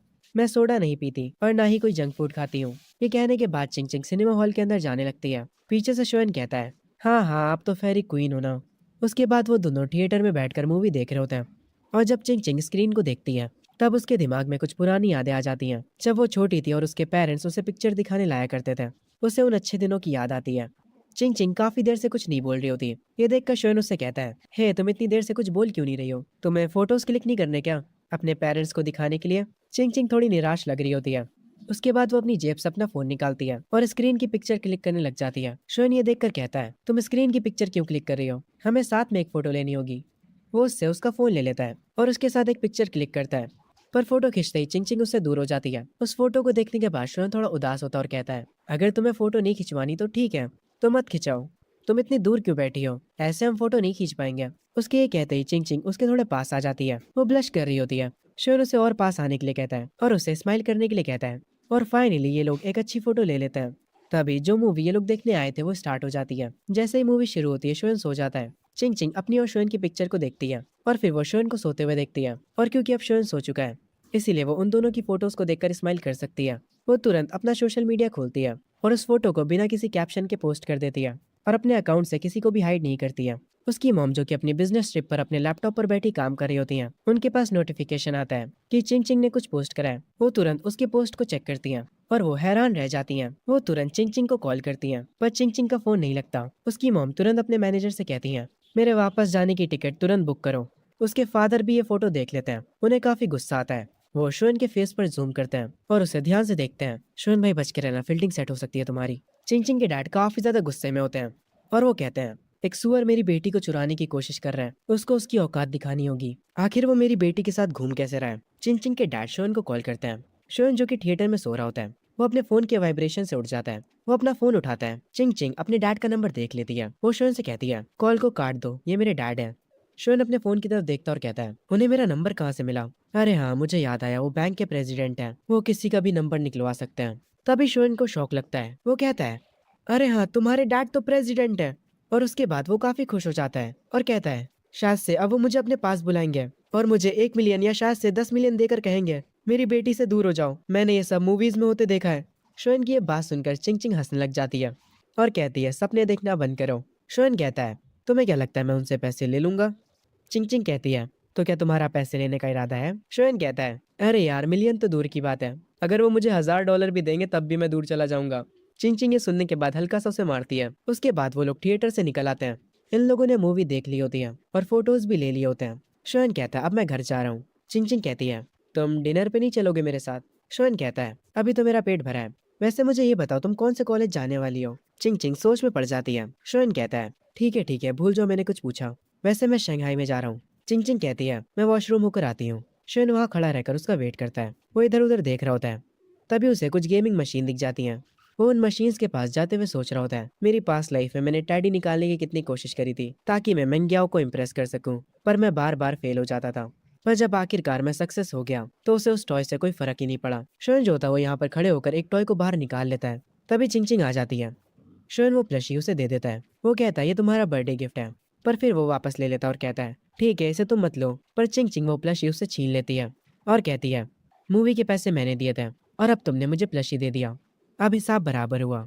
शोएन भी कहता है, हाँ ठीक है, चलो अब यहाँ से चलते हैं। शोएन चिंग चिंग को उसकी कार में बैठा देता है और उसे बाय बोलता है। मिस वांग, जो कि कार के अंदर बैठी होती है, वो कहती है, तुम्हारी मॉम का मुझे कॉल आया था, वो आज रात वापस आ रही हैं और शायद से तुम्हारे डैड भी आएंगे। ये सारी बातें सुनकर चिंग चिंग काफी खुश होती है। उसने जो शोएन के साथ फोटो ली थी, वो उस फोटो को अपने वॉलपेपर पर लगा लेती है। हम देखते हैं चिंग चिंग की मॉम अपने घर वापस आ चुकी होती है और वो अपने साथ एक गिफ्ट भी लाई होती है। चिंग चिंग भी अपने घर वापस आ चुकी होती है। उसकी मॉम उसके पास जाती है और कहती है, चिंग चिंग, आखिर ये शोएन है कौन? चिंग चिंग कहती है, मैंने आपको कहा तो था, वो मेरा बॉयफ्रेंड है। ये देखिए, ये उसने मुझे गिफ्ट दिया है। उसकी मॉम कहती है, क्या हमने तुम्हें कभी किसी चीज की कमी होने दी है? तुम हमसे इतनी बदतमीजी कैसे कर सकती हो? चिंग चिंग चिल्लाते हुए कहती है, आपने सही कहा, सब मेरी ही गलती है। अगर मैं पैदा ही ना होती तो ये सब होता ही ना। ये कहकर चिंग चिंग अपने रूम में चली जाती है और अपने रूम में जाकर रोने लगती है। उसकी मोम को ये देखकर बुरा लगता है। तभी उसके डैड आ जाते हैं और वो कहते हैं, तुमने पता करा क्या मैटर है? ये शोएन और चिंग चिंग वाला। चिंग चिंग की मोम उसके डैड पर चिल्लाते हुए कहती हैं, ये सब तुम्हारी गलती है, तुम उसका बर्थडे भूल गए।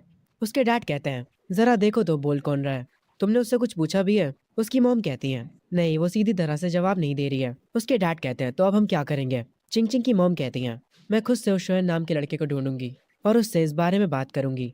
सीन शिफ्ट होता है शोएन के ऊपर, जो कि अपनी शॉप पर होता है और वो चैट पर चिंग चिंग से ही बात कर रहा होता है। वो उससे कह रहा होता है, मुझे अब रिग्रेट हो रहा है, मुझे तुम्हारे साथ डिनर कर लेना चाहिए था, अब मुझे काफी भूख लग रही है। चिंग चिंग भी अपने घर पर अपने पेरेंट्स के साथ डाइनिंग टेबल पर होती है। चिंग चिंग उसके मैसेज का रिप्लाई करते हुए कहती है, तुम्हारे साथ यही होना चाहिए था, अब तुम भूखे ही रहो। खैर फिर भी वो शोएन से पूछती है, अच्छा बताओ मुझे तुम क्या खाना चाहते हो? तभी शोएन को उसकी बॉस बुलाती है, पर फिर भी शोएन फोन में लगा होता है। उसकी बॉस कहती है, तुम्हारे सामने कस्टमर्स हैं, बाद में बात कर लेना। शोएन जल्दी से फोन को छोड़कर कस्टमर्स के पास जाता है। सीन शिफ्ट होता है चिंग चिंग के घर पर। उसके बर्थडे का जो केक बचा था, चिंग चिंग मिस वोंग से कहती है, आंटी वोंग आप इस केक को उस बार में पहुंचा दीजिए जहां हम गए थे। ये सुनने के बाद चिंग चिंग के पेरेंट्स कहते हैं, तुम ये केक किसके पास भेज रही हो? चिंग चिंग कहती है, शोएन के पास। ये सुनकर उसके मॉम डैड हैरान हो जाते हैं। सीन शिफ्ट होता है, आंट वांग उस केक को लेकर शोएन की शॉप पर आ जाती है। शोएन की बॉस कहती है, देखो तो जरा कौन आया है। आंट वोंग कहती है, हाँ मैं कुछ डिलीवर करने आई हूँ। शोएन कहता है, आंट वोंग आप आ गई। आंट वोंग कहती है, चिंग चिंग ने मुझसे कहा था कि मैं इस केक को तुम तक पहुंचा दूं। ये सुनने के बाद शोएन थोड़ा शॉक होता है और वो कहता है,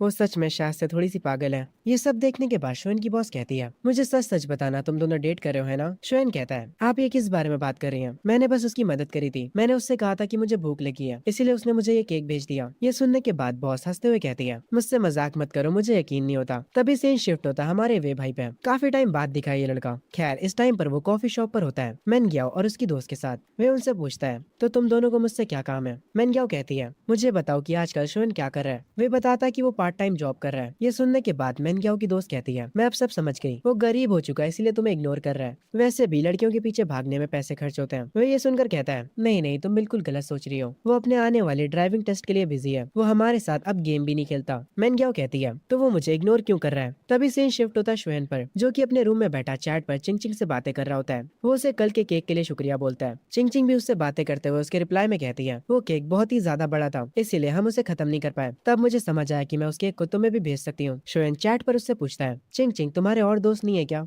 ये सुनने के बाद चिंग चिंग थोड़ा शांत हो जाती है और कहती है, तुम्हें इससे क्या मतलब? शोएन कहता है, ऐसा लगता है मैंने सच बोल दिया, कल के केक की वजह से मैं तुमसे अच्छे से बोल रहा था, मैं तुम्हारा एक अच्छा दोस्त बन सकता हूँ। चिंग चिंग कहती है, तुम्हारा शुक्रिया पर इसकी जरूरत नहीं है। शोएन अपने बेड पर लेट जाता है और पूछता है, तुम क्या कर रही हो? चिंग चिंग बोलती है, तुम्हारा इससे क्या मतलब है? शोएन कहता है, मैं बस क्यूरियस हूँ तुम्हारे जैसे अमीर बच्चे अपना टाइम पास कैसे करते हैं। वो कहती है कि मैं कॉमिक्स पढ़ती हूँ, क्या तुम्हें भी वो पसंद है? शोएन कहता है, हाँ मुझे बहुत पसंद है। शोएन कहता है, मैंने जो कॉमिक्स पढ़ी है वो तुमने भी कभी नहीं पढ़ी होंगी। ये सुनने के बाद चिंग चिंग कहती है, आखिर तुम ऐसा क्या पढ़ रहे हो? शोएन कहता है, मैं तो एच मानवा पढ़ता हूँ। ये सुनने के बाद चिंग चिंग उसे ठरकी बोलती है। तभी सीन वापस से वे पर शिफ्ट होता है। वो गुस्से में मेनग्याओ से कहता है, पहले शोएन हर जगह तुम्हारा पीछा किया करता था, पर क्या तुमने कभी उस पर ध्यान दिया है? ये सुनने के बाद मेनग्याओ की दोस्त कहती है, तुम लड़कों को लगता क्या है, अगर तुम हमें अच्छे से ट्रीट करो तो हम तुम्हें हाँ कर देंगे।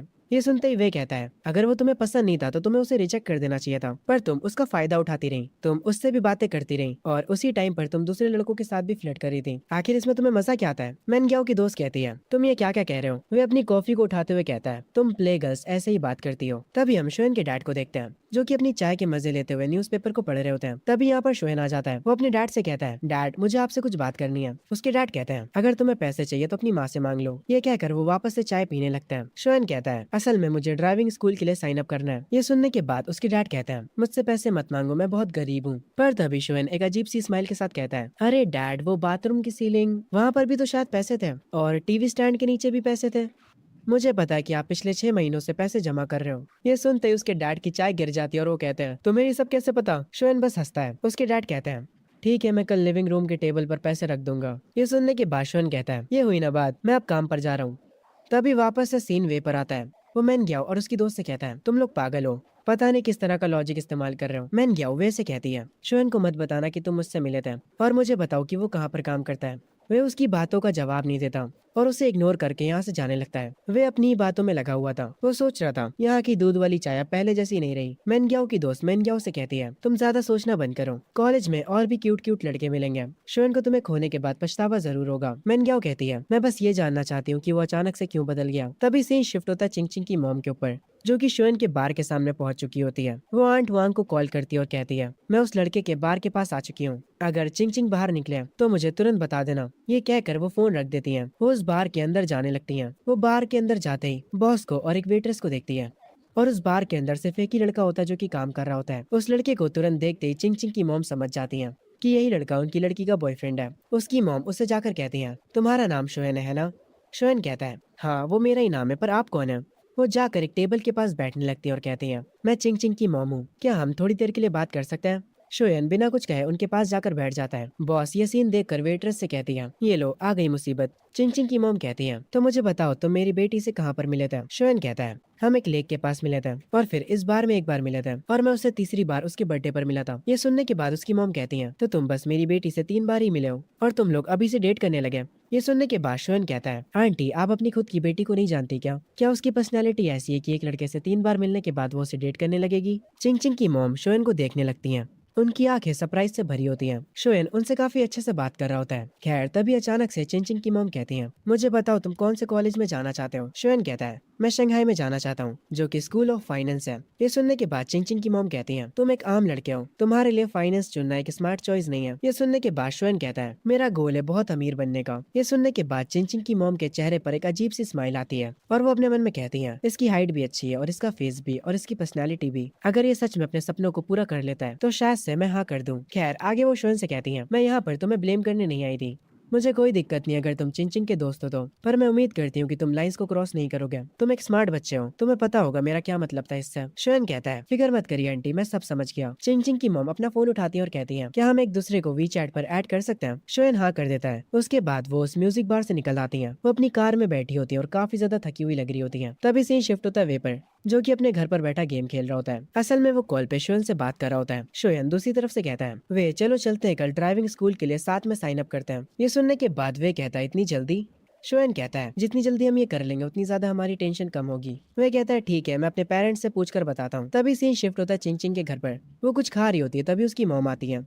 वो अपनी बेटी से ऐसे ही कुछ बातें करती हैं। फिर आगे वो उससे पूछती हैं, तो तुम्हें कौन से कॉलेज जाना है, तुमने चूज करा? चिंग चिंग कहती है, मैं शंघाई में जा रही हूँ। ये सुनने के बाद उसकी मॉम अपने मन में कहती हैं, ये तो वही कॉलेज है जिसमें वो लड़का शोएन जा रहा है। वो अपनी बेटी से दोबारा पूछती हैं, क्या तुमने सच में डिसाइड कर लिया है? चिंग चिंग बालकनी की ओर जाते हुए कहती है, हाँ मैंने डिसाइड कर लिया है। हम वे को देखते हैं जिसको लेने के लिए शोएन आया होता है अपनी स्कूटी पर। वे उससे कहता है, तुम कुछ ज्यादा ही जल्दी नहीं आ गए? जल्दी पीछे बैठ जा, हमें चलना भी है। वे बताता है कि उसके डैड ने उसे 2800 युआन दिए हैं। शोएन बताता है, मेरे डैड ने मुझे 3500 दिए हैं, तेरे और मेरे पैसे मिलाकर 700 तो हो ही जाएंगे। ये हमारा पहला स्टेप होने वाला है मिलियनर बनने की ओर। वो लोग हंसते हुए जा रहे होते हैं। आगे ये लोग ड्राइविंग स्कूल पहुंच जाते हैं। वहाँ का कोच कोल्ड ड्रिंक पी रहा होता है। वो उन दोनों से कहता है, पहले जाओ और रास्ते की फील लेकर आओ। वे पहले गाड़ी में बैठता है और टेस्ट देने के लिए रेडी हो जाता है। शोएन पीछे वाली सीट पर बैठा होता है। वे कार ऑन करते हुए बोलता है, हे शुएन तू ट्राई करना नहीं चाहेगा? शुएन कहता है, नहीं मेरे लिए ड्राइव करना इजी है। ये सुनने के बाद कोच कहते हैं, बच्चे चीजों को देखना और उन्हें खुद से ट्राई करना अलग होता है। ये सुनने के बाद शुएन कहता है, अंकल क्या आपने लॉन्च कंट्रोल और ड्रिफ्टिंग के बारे में सुना है? ये सुनने के बाद वे और वो कोच दोनों ही हैरान हो जाते हैं। कोच हंसते हुए कहता है, बच्चे बकवास बंद करो और हमें दिखाओ अगर तुम ये सच में कर सकते हो तो। वो कोच कहता है, ये लो चाबी और ट्राई करना चाहोगे? शुएन कहता है, हाँ क्यों नहीं, चलो वे ड्राइवर की सीट से उतरो, मुझे ट्राई करने दो। शुएन ड्राइविंग सीट पर आकर बैठ जाता है। वे काफी चिंता में होता और कहता है, शुएन क्या तुम सच में ये कर लोगे? तुम हमें ठोक तो नहीं दोगे ना कहीं? शुएन कहता है, रिलैक्स कर यार, तुझे पता तो है मैं अपनी जान जोखिम में नहीं डालता मजे के लिए।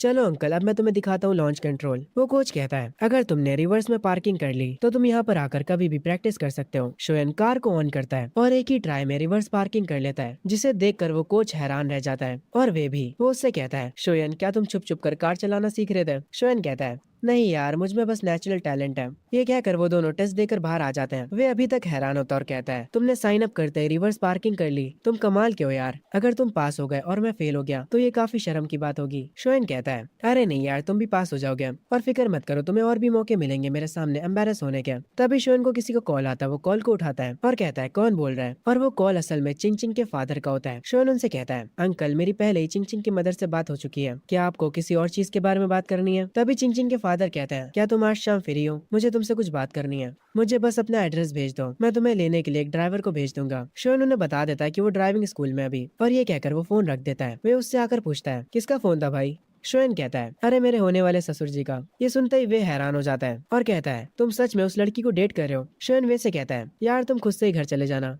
असल में मुझे कहीं और जाना है। सीन शिफ्ट होता है चिंग चिंग के फादर के ऑफिस में। शोएन वहाँ पर आया होता है। वो शोएन से बैठने के लिए कहते हैं। शोएन कहता है, अंकल चैन, मेरे और आपकी बेटी के बीच क्या चल रहा है? मैं वो सारी चीजें उसकी मॉम को समझा चुका हूँ। चिंग चिंग के डैड कहते हैं, मेरी बेटी ने डिसाइड करा कि वो शंघाई म्यूजिक एकेडमी जाना चाहती है। मैं चाहता हूँ कि तुम अलग कॉलेज को चूज करो, पर इस बात पर शोएन मना कर देता है। चिंग चिंग के डैड कहते हैं, इतनी जल्दी ना मत बोलो। अगर तुम मेरी बात मान लेते हो तो जब तुम ग्रेजुएट हो गए तो मैं एक अच्छी सी जॉब तुम्हारे लिए तैयार रखूंगा। शोएन को ये सुनकर थोड़ा गुस्सा आता है और वो उठकर कहता है, बस क्योंकि मैं उस कॉलेज में जा रहा हूँ जिसमें आपकी बेटी जा रही है, आप चाहते हो कि मैं अपना कॉलेज बदल लूं? अंकल चैन, क्या आप मुझे नीचा दिखा रहे हैं? आपकी बेटी और मेरे बीच कुछ भी नहीं है। हमारी तो जल्दी एक दूसरे से बात होना भी बंद हो जाएगी। पहले मैं हमेशा उस तरह जीता था जैसे लोग कहते थे, पर अब मैं एक अलग जिंदगी जीना चाहता हूँ। अब अगर कोई मुझे कोई काम करने को मना करता है तो मेरा उस काम को करने का और मन करता है। ये कहकर शोएन जाने लगता है। वो जाते जाते कहता है, आप जब भी लोगों से बात करते हो तो क्या आप खुद को उनसे अपर लेवल का समझते हो, या तो सिर्फ ये तब होता है जब आप मेरे जैसे किसी से बात कर रहे हो? ये कहने के बाद शोएन यहाँ से चला जाता है। अंकल चैन सोच में पड़ जाते हैं। वो तुरंत चिंग चिंग की मॉम को कॉल करते हैं और उनसे कहते हैं, मैंने उस लड़के से बात करी और मुझे ऐसा लगता है कि मैंने चीजों को और खराब कर दिया। चिंग चिंग की मॉम उनसे कहती है, मैंने पहले ही कहा था, वो आम लोगों जैसा नहीं है। तुम उससे खुद से बात करना चाहते थे, है ना? और अब तुमने कर ली और देखो क्या हो गया। अब तुम अपनी बेटी से क्या कहोगे? ये कहकर वो कॉल काट देती हैं। चिंग चिंग अपने घर पर बैठी गिटार बजा रही होती है। तभी उसके फोन पर शोएन का मैसेज आता है और उस मैसेज में वो कहता है, क्या तुम आज बार में आओगी? मेरा आज गिटार बजाने का मन कर रहा है। चिंग चिंग कहती है, मुझे टाइम बताओ। शोएन कहता है, मैं म्यूजिक बार में 11 बजे तक रहूंगा। अगर तुम आती हो तो मैं ओरिजिनल सॉन्ग बजाऊंगा तुम्हारे लिए। ये सुनते ही चिंग चिंग थोड़ा हैरान होती है। वो अपने मन में कह रही होती है, ओरिजिनल सॉन्ग? उसके बाद वो उसके मैसेज का रिप्लाई करते हुए कहती है, ठीक है मैं आऊंगी। शोएन कहता है, ठीक है मैं तुम्हारा इंतजार करूंगा। चिंग चिंग काफी खुश लग रही होती है। तभी से ही शिफ्ट होता है बार में। चिंग चिंग अपने गिटार के साथ वहां आ जाती है। शोयन उसे देखने के बाद कहता है, तो तुम आ गई, जहां मन चाहे बैठ जाओ। मैं तुम्हारे लिए पानी लेकर आता हूँ और फिक्र मत करो, इस बार मैं तुम्हारे कप से पानी नहीं पीऊंगा। ये सुनने के बाद चिंग चिंग ब्लश करने लगती है। आगे वो उसे पानी लाकर देता है और उसके सामने बैठकर कहता है, चिंग चिंग, पहले तो मैं तुमसे माफी मांगना चाहूंगा। मेरी तुम्हारे डैड से बात हुई थी आज शाम में। उन्होंने कुछ ऐसी चीजें कही थी जिससे मुझे काफी गुस्सा आया था। मैंने तुम्हें आज इनवाइट इसलिए किया ताकि मैं उन्हें गुस्सा दिला सकूं। ये सुनने के बाद चिंग चिंग कहती है, कोई ना, मुझे बुरा नहीं लगा।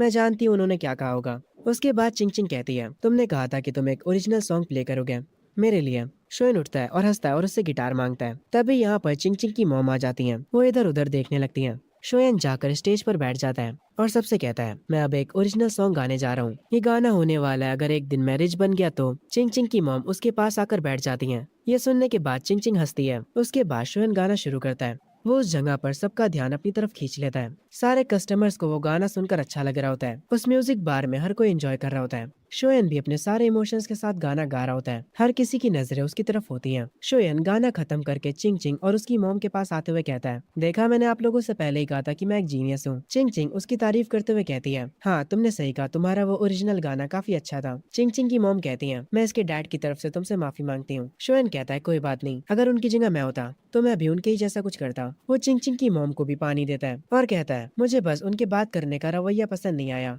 वो ऐसे एक्ट करते जैसे वही सबसे ऊपर है, पर सोने के बाद मैं सब कुछ भूल जाऊंगा। चिंग चिंग की मॉम शोएन से उसके सपने और उसके गोल्स के बारे में पूछती हैं। शोएन एक्साइटेड होकर कहता है, बहुत सारे, मतलब बहुत सारे, मेरा मतलब है बहुत सारे पैसे कमाना। ये सुनने के बाद चिंग चिंग की मॉम कहती हैं, बहुत सारे से तुम्हारा क्या मतलब है, तुम कितने पैसे कमाना चाहते हो? शोएन कहता है, इतने पैसे कि आपके जो एक्स हस्बैंड है उन्हें मुझसे कोई दिक्कत ना हो। उसकी मॉम कहती है, क्या पैसे तुम्हारे लिए इतने मैटर करते हैं? शोएन कहता है, गरीबों की ज्यादातर प्रॉब्लम्स पैसे ना होने की वजह से आती है और आजकल तो चीजें और खराब हैं। उसकी मॉम कहती है, कैसी चीजें खराब हैं? शोयन शर्माते हुए कहता है, अरे मेरा मतलब था जैसे शादी के रिश्ते आना और तुम्हें लड़की वाले रिजेक्ट कर देते हैं क्योंकि तुम कम पैसे कमाते हो। ये सुनकर चिंग चिंग की मॉम हंसने लगती है और वो कहती है, तो तुम्हारे हिसाब से एक अच्छा आदमी किसे कहते हैं? उसके पास कौन सी क्वालिटीज होनी चाहिए? शोएन कहता है, मैं आपको एग्जाम्पल के साथ बताता हूँ। एक बंदा है जो कि KFC से $50 का खाना खाना चाहता है। उसके हिसाब से वो खाना बहुत ही महंगा है, पर अगर वही खाना उसकी वाइफ या फिर उसकी बच्ची मांगे तो वो बिना सोचे समझे उन्हें वो खिलाएगा। एक अच्छा आदमी ये होता है। ये लोग काफी देर तक आपस में बातें करते हैं, इतनी देर तक कि ये लोग टाइम देखना भी भूल जाते हैं। आखिर में शोएन इन्हें बाहर तक छोड़ने जाता है। चिंग चिंग की मॉम को धीरे धीरे शोएन पसंद आने लगता है। वो उसे एक्सेप्ट करना स्टार्ट करने लगती है। वो शोएन से कहती है, तुम्हारे साथ बात करके काफी अच्छा लगा। अगर कभी चिंग चिंग तुमसे दोबारा मिलना चाहेगी तो फिक्र मत करो, मैं उसके साथ नहीं आऊंगी। शोएन कहता है, आंटी आप परेशान मत होइए, मैं हमेशा अपने वादे निभाता हूँ।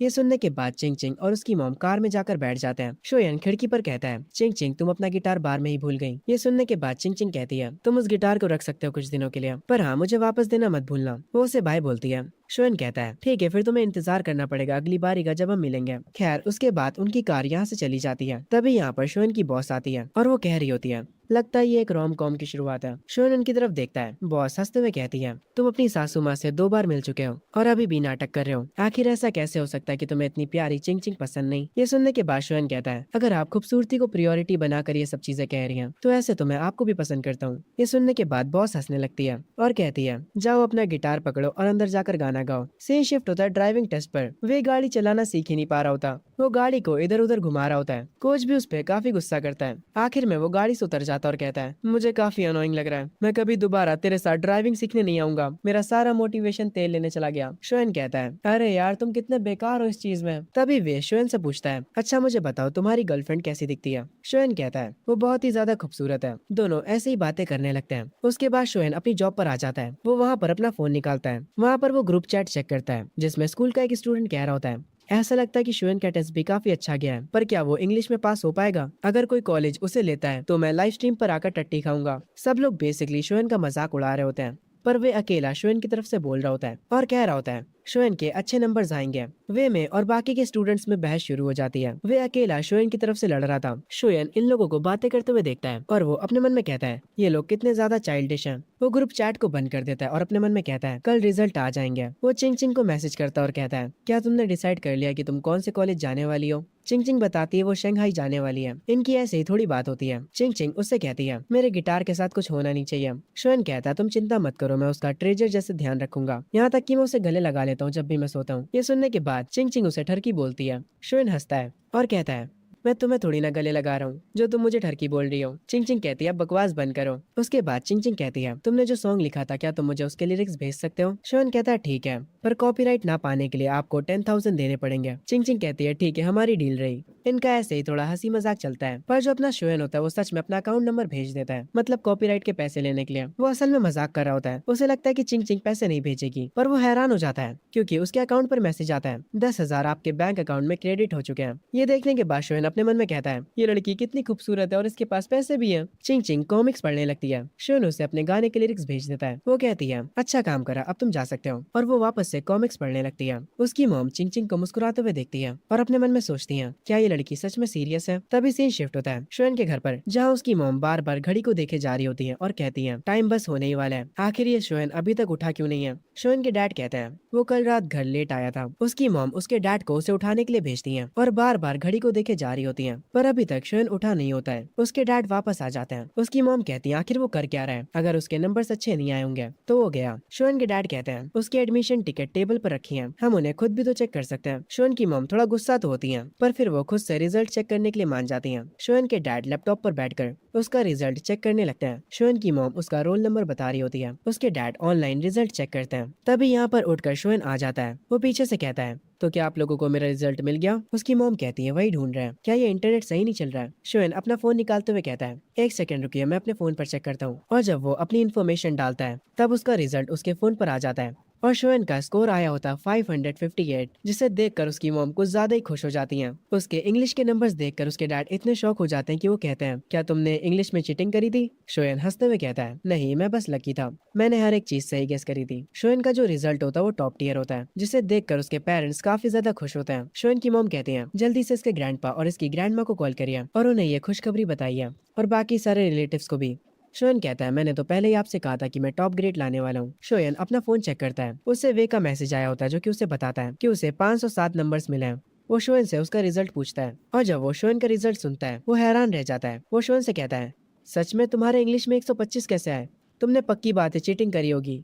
तुम्हारे 558 आए, तुम सच में एक टॉप कॉलेज में जा सकते हो। वे शोएन के लिए खुश होता है। उनकी स्कूल की ग्रुप चैट में काफी शोर मच रहा होता है। वे अपने मन में कहता है अभी तो मैं तुम लोगों को एक सरप्राइज देने वाला हूँ। तो मैं शोएन का रिजल्ट बताकर वो ग्रुप चैट में शोएन का रिजल्ट सेंड कर देता है और उसका रिजल्ट देखने के बाद पूरी की पूरी चैट क्रेजी हो जाती है। वो चैट फुल ऑफ रिएक्शन से भर जाती है। सब लोग शोएन की तारीफ कर रहे होते हैं। दूसरी तरफ हम मेनग्याओ को देखते हैं जो कि अपने फोन पर उसी ग्रुप चैट को देख रही होती है और अपने मन में कह रही होती है आखिर ये कैसे पॉसिबल हो सकता है। शोएन ने 558 स्कोर किया है। वो लड़का पहले मेरे पीछे पागल था और मैं उसे अटेंशन भी नहीं देती थी। आखिर ये सब कब चेंज हो गया, आखिर क्यों, वो मुझे छोड़ने के बाद और बेटर कैसे हो गया। ये कहते वक्त मैनग्याओ की आंखों से आंसू बहने लगते हैं और वो अपने फोन को वापस से अपनी पॉकेट में रख लेती है और वो गहरी सोच में डूब जाती है। अगर तुम अभी तक ये वीडियो देख रहे हो तो इसका मतलब है कि तुम्हें ये वीडियो पसंद आ रही है। सो प्लीज वीडियो कंटिन्यू करने से पहले चैनल को सब्सक्राइब और वीडियो को लाइक कर देना और साथ ही में हाइप का बटन भी दबा देना ताकि ये वीडियो ज्यादा से ज्यादा व्यूज गेन कर सके और मैं बाकी दूसरी सीरीज को भी कंप्लीट कर सकूं। और हाँ, सब्सक्राइब कर दो यार, हम 100K के काफी क्लोज हैं। अब वीडियो में वापस चलते हैं। मैं अपने घर पे बैठा कॉफी पी रहा होता हूँ। उसी वक्त मैं अपनी मॉम से कहता हूँ, मॉम आपको याद है ना, आपने मुझसे वादा किया था। मेरी मॉम ये सुनकर कहती है, आखिर तुम किस वादे की बात कर रहे हो। ये सुनते ही मैं पैनिक हो जाता हूँ कि आखिर मेरी मॉम मुझसे किया वादा भूल कैसे सकती हैं। मैं उनसे तुरंत कहता हूँ, आपने मुझसे कहा था कि अगर मैं अच्छे नंबरों से पास हुआ तो आप मुझे पैसे देंगी। ये सुनते ही मेरे डैड कहते हैं, अरे फिक्र मत करो बेटा, वो सब मैं संभाल लूंगा। मैं तुम्हें नया कंप्यूटर और फोन दोनों दिलाऊंगा और कांग्रेचुलेशन के तौर पर रिश्तेदार जितने भी पैसे देंगे वो भी मैं तुम्हें दे दूंगा। ये सुनते ही मैं अपने डैड से कहता हूँ, अच्छा डैड, आप जो पार्टी रखने वाले थे मेरे पास होने की खुशी में, क्या वो पार्टी कैंसिल करके उसके पैसे भी मुझे दे सकते हो। ये सुनते ही मेरे डैड कहते हैं, ठीक है जैसा तुम चाहो। दूसरी तरफ चिंग चिंग मुझे मैसेज करती है। वो मुझसे मेरे रिजल्ट के बारे में पूछती है। चिंग चिंग का रिजल्ट भी काफी अच्छा आया होता है। जब मैं उसे अपना स्कोर बताता हूँ तब वो मुझे बधाई देती है। मैं उसके सामने थोड़ा फ्लेक्स करने लगता हूँ। ये देखकर वो कहती है, तुम ज्यादा मत उड़ो, तुम्हारे नंबर फिर भी मेरे से कम है। खैर उसके बाद वो मुझसे कहती है, मैं अपना सॉन्ग रिकॉर्ड करने के लिए स्टूडियो जा रही हूँ, क्या तुम मेरे साथ आओगे।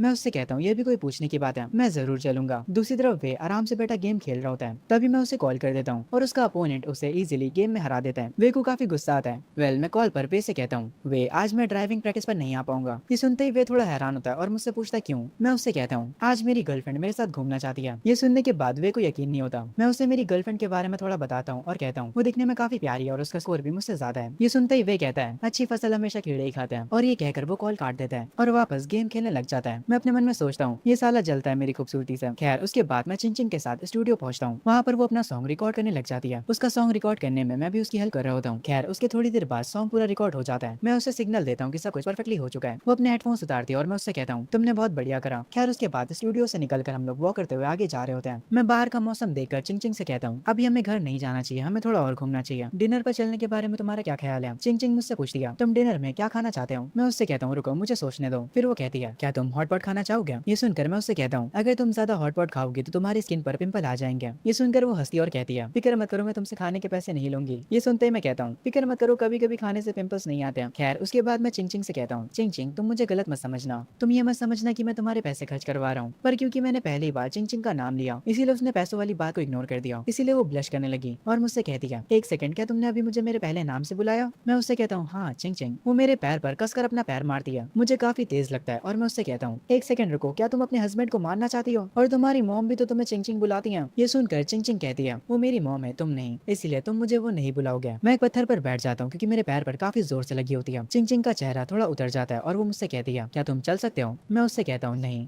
ये सुनकर वो कहती है, अगर तुम नहीं चल सकते तो कोई बात नहीं, पर मुझ पर चिल्लाओ मत। तभी एक बुजुर्ग आदमी हमारे पास से गुजरता है और हम लोगों से कहता है, तुम दोनों तो यहाँ पर खड़े होकर हस्बैंड वाइफ जैसे लड़ रहे हो, पर तुम लोगों को लड़ना नहीं चाहिए। ये नए नए शादीशुदा कपल्स भी ना कितना लड़ते हैं आपस में, मुझे भी अपने पुराने दिन याद आ गए। बुजुर्ग आदमी की बात सुनकर चिंचिंग अचानक से ब्लश करने लगती है और धीमे से कहती है, अंकल हम कपल्स नहीं है। जो चिंचिंग होती है वो मैसेज कर आंट वोंग को बुला लेती है और थोड़ी ही देर में आंट वोंग गाड़ी लेकर आ जाती है चिंचिंग को पिक करने के लिए। चिंचिंग तुरंत गाड़ी का डोर खोलकर अंदर बैठ जाती है और बिना मेरी तरफ देखे यहाँ से चली जाती है। जैसे ही मैं देखता हूँ कि वो कार में बैठकर यहाँ से जा रही है, मैं तुरंत कहता हूँ, अरे तुम मुझे छोड़कर कैसे जा सकती हो, तुमने मुझे तो कार में बैठाया ही नहीं। गाड़ी के अंदर आंट वोंग चिंचिंग से कहती है, क्या तुम दोनों के बीच कोई लड़ाई हुई है। चिंचिंग कहती है, मुझे लगता है कि मैंने उसके पैर पर कुछ ज्यादा ही जोर से मार दिया। मुझे रास्ते पर एक बेंच दिखती है और मैं तुरंत जाकर उस पर बैठ जाता हूँ। उसने सच में मेरे पैर पर काफी जोर से मारा होता है, मुझे काफी दर्द हो रहा होता है। पर तभी अचानक मेरी बेंच के सामने चिंचिंग की कार आकर रुकती है। वो विंडो ओपन कर मुझसे कहती है, मुझे माफ कर देना, मुझे लगता है कि मैंने तुम्हें काफी जोर से मार दिया था। मैं तुरंत अपना दर्द भूल जाता हूँ और उससे कहता हूँ, तो क्या अब भी हम डिनर करने जाने वाले हैं। वो कहती है, हाँ क्यों नहीं।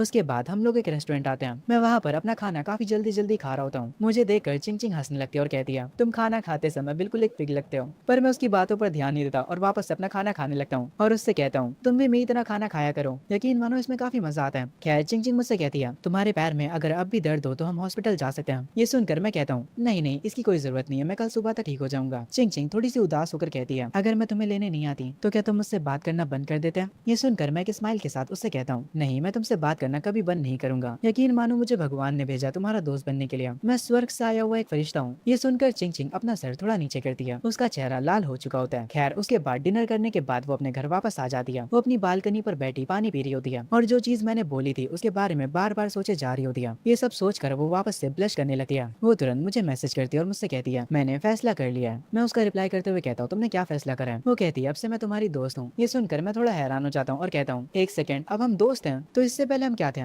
चिंग चिंग कहती है मुझे नहीं पता, मुझसे मत पूछो। मैं उससे कहता हूँ तो अब से मैं तुम्हारा फ्रेंड हूँ, है ना? चिंग चिंग कहती है हाँ तुम मेरे फ्रेंड हो। मैं क्रीपी स्माइल के साथ कहता हूँ तो क्या अब मैं लोगों को बता सकता हूँ कि मैं तुम्हारा बॉयफ्रेंड हूँ? ये सुनते ही चिंग चिंग तुरंत कहती है नहीं तुम ऐसा नहीं कर सकते। मेरे चेहरे पर अभी भी एक क्रीपी स्माइल होती है और मैं उससे कहता हूँ ठीक है मैं समझ गया। मैं अपने मन में कह रहा होता हूँ वैसे भी तुम तो मेरी वाइफ हो। चिंग चिंग दोबारा मुझे मैसेज करके कहती है मैं तुम्हारी फ्रेंड हूँ ना कि गर्लफ्रेंड, समझे? मैं हंसते हुए कहता हूँ हाँ मैं समझ गया। खैर हमारी बात यहीं पर खत्म हो जाती है। इसके बाद वो अपने कमरे में चली जाती है और अपने प्लशी को कूटने लगती है और कह रही होती है ये शोयान भी ना मुझे पागल कर देगा। खैर रात काफी ज्यादा हो जाती है। चिंग चिंग बैठकर अपने गाने को एडिट कर रही होती है पर वो अभी भी बार बार मेरे बारे में ही सोचे जा रही थी। वो जल्दी से अपना काम खत्म करके अपने लैपटॉप को बंद कर देती है और जाकर अपने बेड पर लेट जाती है। दूसरी तरफ मैं अपनी जॉब पर होता हूँ। मैं अपनी बॉस को अपने स्कोर के बारे में बताता हूँ। ये सुनकर मेरी बॉस कहती है तुम तो काफी अच्छे नंबर्स लेकर आए हो, इसी बात पर मुझे तुम्हें कोई रिवॉर्ड देना चाहिए, है ना? ये सुनते ही मैं कहता हूँ हाँ क्यों नहीं, आप मुझे 300 या $500 दे सकती हैं। यकीन मानिए अगर आप मुझे इतने पैसे देंगी तो मैं बहुत ज्यादा खुश हो जाऊंगा। ये सुनकर मेरी बॉस कहती है तुम अभी इतने ज्यादा बड़े नहीं हुए हो और अभी से ही पैसों के बारे में इतना ज्यादा सोचते हो। मैं अपनी बॉस से कहता हूँ मैं बहुत गरीब हूँ। हमेशा चिंग चिंग मेरे डिनर के पैसे देती है, मुझे बार बार उसके पैसे खर्च कराने में शर्म आती है। ये सुनकर मेरी बॉस कहती है ओह तो ये चिंग चिंग के बारे में था, तो तुम लोग अभी तक कहाँ पर पहुंचे हो? मैं कहता हूँ हम बस अच्छे दोस्त हैं। ये सुनकर मेरी बॉस कहती है उस लड़की का फ्रेंड बनना ही बहुत बड़ी बात है, तुमने पहला स्टेप पार कर लिया है, ऐसे ही लगे रहो। और अब बहुत ज्यादा बातें हो चुकी हैं, इसीलिए जाकर अपने काम पर ध्यान दो। मैं कहता हूँ मैं समझ गया, मैं अभी अपने काम पर वापस जाता हूँ। तभी यहाँ पर अचानक से मेंग्याओ और उसकी दोस्त आ जाती है। इन्हें देखकर मैं काफी हैरान हो जाता हूँ और कहता हूँ तुम लोग आखिर यहाँ पर क्या कर रहे हो? मेंग्याओ की दोस्त कहती है हम बस यहाँ पर ड्रिंक्स करने के लिए आए हैं। मैं मेरे साथ काम करने वाली दूसरी लड़की से कहता हूँ जाओ तुम इन कस्टमर्स को देख लो, मैं कोई दूसरा काम कर लूंगा। जाओ कहती है हाँ ठीक है मैं समझ गई। इसके बाद जाओ मेंग्याओ और उसकी दोस्त को टेबल तक ले जाती है। मैं काउंटर के पास आ जाता हूँ। मेरे एक्सप्रेशंस देखकर मेरी बॉस तुरंत समझ जाती है और मुझसे कहती है ये तुम्हारी वही एक्स है ना जो हमेशा तुम्हारा फायदा उठाती थी? मैं कहता हूँ हाँ पर अब मुझे उससे बात नहीं करनी, मुझे फालतू का कोई भी ड्रामा नहीं चाहिए। खैर मेंग्याओ और उसकी दोस्त लगातार बातें करते हुए मुझे ही देख रही होती हैं। तभी मेंग्याओ की दोस्त टेबल से उठकर मुझसे पूछती है हे शोयान तुम कौन से कॉलेज जाने वाले हो? क्या तुम इसी शहर में कॉलेज करोगे या फिर कहीं बाहर जाओगे? ये सुनकर मैं उससे कहता हूँ मुझसे बात मत करो, मुझे तुम लोगों से बात नहीं करनी। ये सुनकर मेंग्याओ की दोस्त थोड़ी गुस्सा हो जाती है और मुझसे कहती है आखिर तुम ऐसे कैसे बात कर सकते हो, मैं तुम्हारी क्लासमेट हूँ। तभी गुस्से में मेंग्याओ उठती है और कहती है शोयान क्या तुम भूल गए, तुमने कहा था कि तुम उसी कॉलेज में जाओगे जिसमें मैं जाऊंगी। ये सुनकर मैं काफी कोल्ड वे में उसका रिप्लाई करता हूँ मैंने जो भी कहा था वो भूल जाओ। ये सुनकर मेंग्याओ कहती है क्या हमारे बीच कोई लड़ाई हुई थी जो तुम ऐसा बिहेव कर रहे हो? ये सुनकर मैं कहता हूँ नहीं फिक्र मत करो, हमारी कोई लड़ाई नहीं हुई थी, पर अगर मैं तुमसे बात करता हूँ तो मेरी गर्लफ्रेंड गुस्सा हो जाएगी। मेरे मुंह से गर्लफ्रेंड सुनते ही मेंग्याओ और उसकी दोस्त काफी हैरान हो जाती है। मेंग्याओ की दोस्त चिल्लाते हुए कहती है क्या तुम हमसे मजाक कर रहे हो? अभी अभी तुम्हारा कॉलेज एंट्रेंस एग्जाम खत्म हुआ था, आखिर तुम्हारी गर्लफ्रेंड कब बन गई? मेंग्याओ कहती है मुझे तुम पर भरोसा नहीं है। ये सुनकर मैं कहता हूँ तुम लोगों को भरोसा करने की जरूरत भी नहीं है, मैं बस चाहता हूँ कि तुम मुझसे अब दूर रहो। मैं नहीं चाहता कि मेरी गर्लफ्रेंड को कोई मिसअंडरस्टैंडिंग हो जाए। मेंग्याओ की दोस्त मेंग्याओ की तरफ देखते हुए कहती है मेंग्याओ इससे बात है ना बेकार है, चलो यहाँ से चलते हैं, ये पूरा का पूरा पागल हो चुका है। और ये कहकर वो दोनों यहाँ से जाने लगती हैं। पर मैं उन्हें पीछे से आवाज देकर रोकता हूँ और उनकी ड्रिंक्स की तरफ इशारा करते हुए कहता हूँ एक सेकंड रुक जाओ, तुम लोगों ने अभी तक पैसे तो दिए ही नहीं। ये सुनकर वो दोनों और गुस्सा हो जाते हैं। मेंग्याओ अपने कार्ड से पेमेंट कर देती है और मेरी तरफ देखते हुए कहती है शोयन बाद में पछताना मत। मैं एक स्माइल के साथ कहता हूँ फिक्र मत करो, मुझे पछतावा नहीं होने वाला। वो लोग मेरे बार से बाहर निकल जाते हैं। मेंग्याओ बाहर खड़े होकर रोने लगती है। उसकी दोस्त उसके गले लगकर उसे चुप कराती है और उससे कहती है अब रोना बंद करो, वैसे भी तुम उसके साथ टाइम पास कर रही थी। मेंग्याओ रोते हुए कहती है मुझे ऐसा लग रहा है कि जैसे मैंने किसी को खो दिया है, मुझे ये सोच कर ही काफी बुरा लग रहा है। तुम्हें क्या लगता है कि उसकी गर्लफ्रेंड सच में बन गई है? मेंग्याओ की दोस्त सर हिलाते हुए कहती है नहीं वो बस हमसे झूठ बोल रहा था, उसके पास किसी को डेट करने के लिए पैसे भी नहीं है। मेंग्याओ कहती है फिर भी हमें पता करना चाहिए। और वो तुरंत मेरे दोस्त वे को कॉल लगाती है और कॉल पर उससे पूछती है हे वे क्या शोयन की सच में गर्लफ्रेंड बन गई है? वे फोन की दूसरी तरफ से कहता है क्या तुमने उसको उसकी गर्लफ्रेंड के साथ देख लिया? वेल हाँ उसकी गर्लफ्रेंड बन चुकी है, मुझे भी शोयन ने कुछ दिन पहले ही बताया था। ये सुनकर मेंग्याओ का फोन उसके हाथ से छूट जाता है और जमीन पर जा गिरता है। वे फोन की दूसरी तरफ से कह रहा होता है हे क्या हुआ, तुम्हें मेरी आवाज नहीं आ रही क्या, कुछ बोलो। अंदर मैं अपनी बॉस के साथ बैठा होता हूँ। मेरी बॉस कहती है अब मुझे अपनी एक्स के बारे में बता भी दो, आखिर तुम लोगों के बीच हुआ क्या था? मैं आखिरकार अपनी बॉस से कहता हूँ मैं उसके पीछे 3 साल से पड़ा था, पर मुझे बाद में पता चला कि मैं सिर्फ उसके लिए टाइम पास हूँ। एग्जाम्स के बाद मैंने फैसला कर लिया था कि मैं इससे ब्रेकअप कर लूंगा, बस यही बात थी। ये सुनकर मेरी बॉस कहती है तो बेसिकली वो तुम्हें अपने टाइम पास के लिए यूज कर रही थी, ये पता चलने पे तुम्हें काफी बुरा लगा होगा है ना? ये सुनकर मैं मेरी बॉस से कहता हूँ नहीं मुझे बुरा नहीं लगा, मेरे जैसे हैंडसम लड़के को तो कोई भी मिल जाएगी। ये सुनकर बॉस कहती है हैंडसम, तुम मजाक बड़ा अच्छा करते हो। खैर तुम्हारा और चिंग चिंग का कैसे चल रहा है? मैं कहता हूँ हम बस दोस्त हैं, एक अच्छे दोस्त। ये सुनकर मेरी बॉस कहती है पर तुम दोनों साथ में काफी अच्छे लगते हो। ये सुनते ही मैं अपनी चेयर से उठता हूँ और मेरी बॉस के पास जाकर खड़ा हो जाता हूँ और मैं जाओ से पूछता हूँ, हे जाओ, तुम्हें नहीं लगता कि मैं और बॉस साथ में काफी अच्छे लगते हैं? हम दोनों को आपस में शादी कर लेनी चाहिए। ये सुनते ही मेरी बॉस हंसने लगती है और मुझे पीटने लगती है। मैं उनसे कहता हूँ मैं बस मजाक कर रहा था। खैर उसके बाद मैं कुछ दिनों तक अच्छे से काम करता हूँ, अपनी ड्राइविंग प्रैक्टिस पर भी जाता हूँ और भी बहुत सारे काम करता हूँ। ये सब करते हुए मुझे अच्छे खासे दिन बीत जाते हैं। कुछ दिनों बाद मैं वे के घर जाता हूँ। वे मुझसे पूछता है, हे शोयान, आखिर तुम शंघाई में ही क्यों जाना चाहते हो? तुम्हें यहाँ पर भी एक अच्छा कॉलेज मिल जाएगा। ये सुनकर मैं उससे कहता हूँ शंघाई एक बहुत बड़ा शहर है, वहाँ पर मुझे और भी अपॉर्चुनिटीज मिल सकती हैं। और आगे शोयन एक बहुत अच्छी लाइन बोलता है। वो कहता है अगर अभी तुमने कंफर्ट चूज किया तो आगे चलकर तुम रिग्रेट करोगे। वे मुझसे कहता है मेरे घर वाले मुझसे कह रहे हैं कि मैं अपनी पसंद के कॉलेज में जा सकता हूँ, पर मुझे समझ नहीं आ रहा कि मैं कहाँ जाऊँ। तुम ही बताओ कि मुझे क्या करना चाहिए। मैं वे से कहता हूँ तुम शंघाई के टेक्नोलॉजी इंस्टीट्यूट में अप्लाई कर सकते हो और मेरे साथ शंघाई चल सकते हो। मेरा यकीन करो आगे चलकर तुम्हें ही फायदा होगा। वे कहता है ठीक है, मैं तुम्हारी बात मानूंगा। मेरी बात मानकर वे तुरंत ही ऑनलाइन कॉलेज के लिए अप्लाई कर देता है। खैर उसके बाद मैं अपने घर वापस आ जाता हूँ। जब मैं गेट खोलकर अंदर आता हूँ तभी मैं देखता हूँ मेरी आंटी अपनी बेटी के साथ आई होती है। मेरी छोटी कजन सिस्टर तुरंत भागते हुए मेरे पास आती है। मेरी आंटी मुझे देखकर कहती है शोयन तुम वापस आई गए, हम तुम्हारा ही इंतजार कर रहे थे। मेरी छोटी बहन यूशिन भी मेरा इंतजार कर रही होती है। मैं उसके सर पर हाथ रखकर कहता हूँ मैं तुम्हें काफी समय बाद देख रहा हूँ, तुम तो काफी लंबी हो गई हो। वो मेरा हाथ अपने सर से हटाकर कहती है भैया मेरे सर को मत छुओ, मैं अभी इतनी भी ज्यादा लंबी नहीं हुई हूँ। अगर आप मेरे सर पर छुओगे तो मैं ज्यादा लंबी नहीं हो पाऊंगी। खैर आगे मेरी आंटी मुझे रेड एनवलप देती है, वही एनवलप जिसमें पैसे होते हैं। मैं बिना किसी शर्म के उनसे वो एनवलप ले लेता हूँ, उन्हें एक भी बार बिना मना करे। ये देखकर मेरी मॉम कहती है तुम दिन पर दिन बदतमीज होते जा रहे हो, तुमने अपनी आंटी को थैंक यू भी नहीं बोला और तुरंत एनवलप ले लिया। मेरी आंटी मुस्कुराती है और कहती है अरे कोई बात नहीं, हम तो एक फैमिली हैं और फैमिली वालों को थैंक यू नहीं बोला जाता।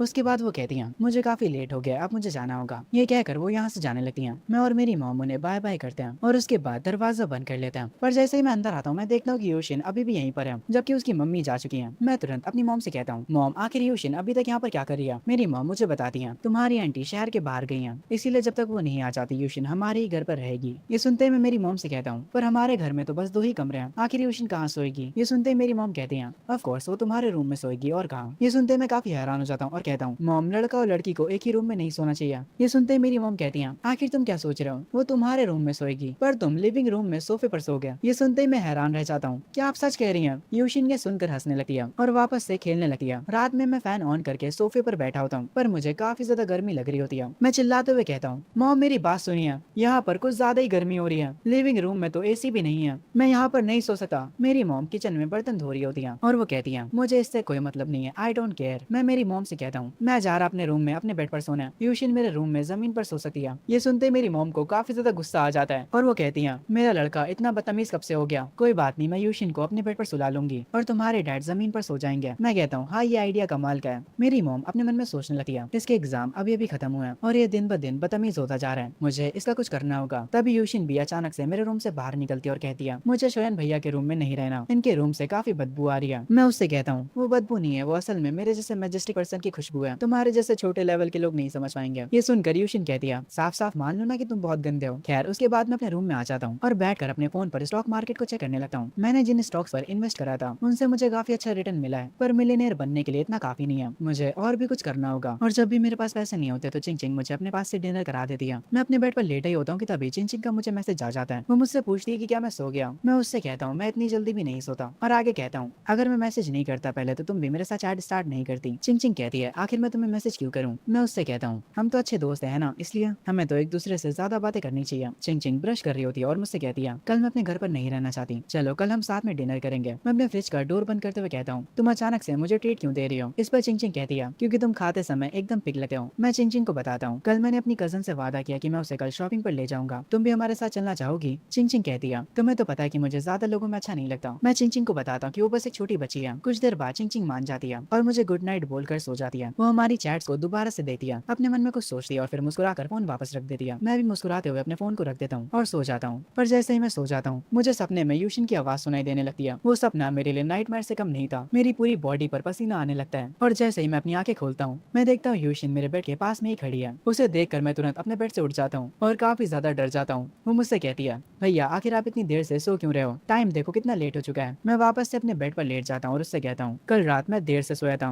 प्लीज मुझे थोड़ा और सोने सोने दो। खैर उसके थोड़ी देर बाद मैं उठ जाता हूँ और अपना ब्रेकफास्ट करने लगता हूँ। यूशिन मुझसे पूछती है, भैया हम शॉपिंग पर कब जाएंगे? मैं उससे कहता हूँ अभी नहीं, शाम में। वो मुझसे टाइम पूछती है और मैं उससे कहता हूँ शाम के 4-5 बजे तक। वो काफी एक्साइटेड होकर आगे पूछती है, हम लंच में क्या करने वाले हैं? मैं उससे कहता हूँ लंच में हम कद्दू की सब्जी खाएंगे। ये सुनते ही वो हैरान रह जाती है। खैर आगे मैं यूशिन को लेकर घर से बाहर आ जाता हूँ। वो काफी एक्साइटेड होकर मुझसे पूछती है, भैया आपकी कौन सी दोस्त हमारे साथ शॉपिंग पर चलने वाली है? क्या आपकी वो दोस्त सुंदर है? मुझे बताइए ना, मुझे जानना है। उसके बाद यूशिन बोलना शुरू करती है तो रुकी ही नहीं। उसकी बातें सुनते सुनते मेरे कान दर्द करने लगते हैं। एक तो मैं रात भर सोया नहीं, ऊपर से ये लड़की मेरे कानों को टॉर्चर कर रही है। वो मेरे पास आकर बैठ जाती है और वापस से बोलना शुरू करती है। मैं उसे उंगली दिखाकर कहता हूँ, अब अगर तुमने एक भी शब्द बोला तो मैं तुम्हें शॉपिंग पर लेकर नहीं जाऊंगा। मेरी बात सुनकर यूशिन चुप हो जाती है, पर आगे वो मुझे हिट करते हुए कहती है, आप एक बुरे भैया हो और पागल भी। तभी चिंग चिंग की कार भी मेरे अपार्टमेंट के बाहर आ जाती है। मैं यूशिन से कहता हूँ अब जाने का समय हो चुका है। चिंग चिंग अपनी कार से बाहर निकलती है। उसके बाल हवा में लहरा रहे होते हैं। चिंग चिंग को देखकर यूशिन काफी ज्यादा खुश हो जाती है और कहती है, शोयन भैया ये लड़की तो काफी ज्यादा प्रीटी है। आखिर आप जैसे लंगूर के हाथ ऐसा अंगूर कैसे लग गया? मैं यूशिन से कहता हूँ तुम बस जलती हो मेरी खूबसूरती से, और हाँ तुम इसे अपनी भाभी बुला सकती हो। तभी चिंग चिंग हमारे पास आती है। मैं उसे यूशिन से इंट्रोड्यूस करवाता हूँ और फिर मैं यूशिन से कहता हूँ तुम कार में आगे बैठ जाना। पर चिंग चिंग तुरंत कहती है, नहीं कार में आगे तुम बैठोगे शोयन, क्योंकि यूशिन तो मेरे साथ बैठेगी। मैं तुरंत कहता हूँ नहीं नहीं, यूशिन को आगे बैठने दो। अगर वो कार में आगे नहीं बैठी तो उसे मोशन सिकनेस होती है। तुम्हारे पास तो मैं बैठ जाऊंगा। ये सुनकर यूशिन कहती है, मुझे कब से मोशन सिकनेस होने लगी? कितना झूठा ही है। पर चिंग चिंग कहती है, नहीं नहीं आगे तो तुम ही बैठोगे। खैर मैं कार की आगे वाली सीट पर जाकर बैठ जाता हूँ और अपने मन में सोचने लगता हूँ, यार यूशिन ने तो मेरा पूरा प्लान खराब कर दिया। मैं अपने सामने बैठी आंट वांग को हेलो बोलता हूँ। आंट वांग बिना हेलो बोले मुझे सीधा मुझसे कहती है, मुझे बस इतना बताओ कि हमें जाना कहाँ है? मैं उनसे कहता हूँ शॉपिंग स्ट्रीट की तरफ। मेरे कहते ही तुरंत वो शॉपिंग स्ट्रीट की तरफ निकल पड़ती है। पीछे से चिंग चिंग मुझसे कहती है, हम शॉपिंग करने मॉल भी तो जा सकते हैं। मैं चिंग चिंग से कहता हूँ मॉल के कपड़े ज्यादातर महंगे होते हैं और तुम्हें तो पता है कि मैं कितना गरीब हूँ, इसीलिए हम सामान शॉपिंग स्ट्रीट से खरीदेंगे, वहाँ पर सस्ता मिलता है। पीछे बैठी यूशिन चिंग चिंग से काफी सारी बातें करती है। वो चिंग चिंग की काफी ज्यादा तारीफ करती है और उसके बाद वो कहती है, आप तो इतनी ज्यादा प्रेटी हो फिर भी आप इस लंगूर की दोस्त क्यों हो? ये सुनकर मुझे गुस्सा आ जाता है और मैं कहता हूँ, यूशिन तुम बस एक और वर्ड बोलो और मैं तुम्हें कार से बाहर फेंक दूंगा। यूशिन पीछे से कहती है, ये कार तुम्हारी नहीं है समझे, इसीलिए हमारी बातों पर ध्यान मत दो। चिंग चिंग यूशिन से उसकी उम्र पूछती है। यूशिन कहती है कि उसकी उम्र 13 साल है। उसके बाद यूशिन चिंग चिंग से कहती है, आपको मैं एक बात बता दूं, मेरा भाई बहुत ज्यादा बेवकूफ तो है पर वो दिल का काफी अच्छा भी है। ये सुनकर मैं अपने मन में कहता हूँ, ये लड़की तो अच्छी बातें भी कर लेती है, मैंने फालतू में इसको डांट दिया था। खैर उसके बाद हम लोग शॉपिंग स्ट्रीट पहुंच जाते हैं। कार से उतरने के बाद हम लोग वॉक करते हुए सारे स्टोर्स को चेक कर रहे होते हैं। मैं अपना हेयर कट कराने के लिए एक सैलून में चला जाता हूँ और यूशिन और चिंग चिंग एक कपड़ों की शॉप में चले जाते हैं। यूशिन एक आउटफिट को देखकर वहाँ की ओनर से पूछती है, ये आउटफिट कितने का है? वहाँ की ओनर कहती है, ये आउटफिट 100 युआन का है। पर यूशिन तुरंत कहती है,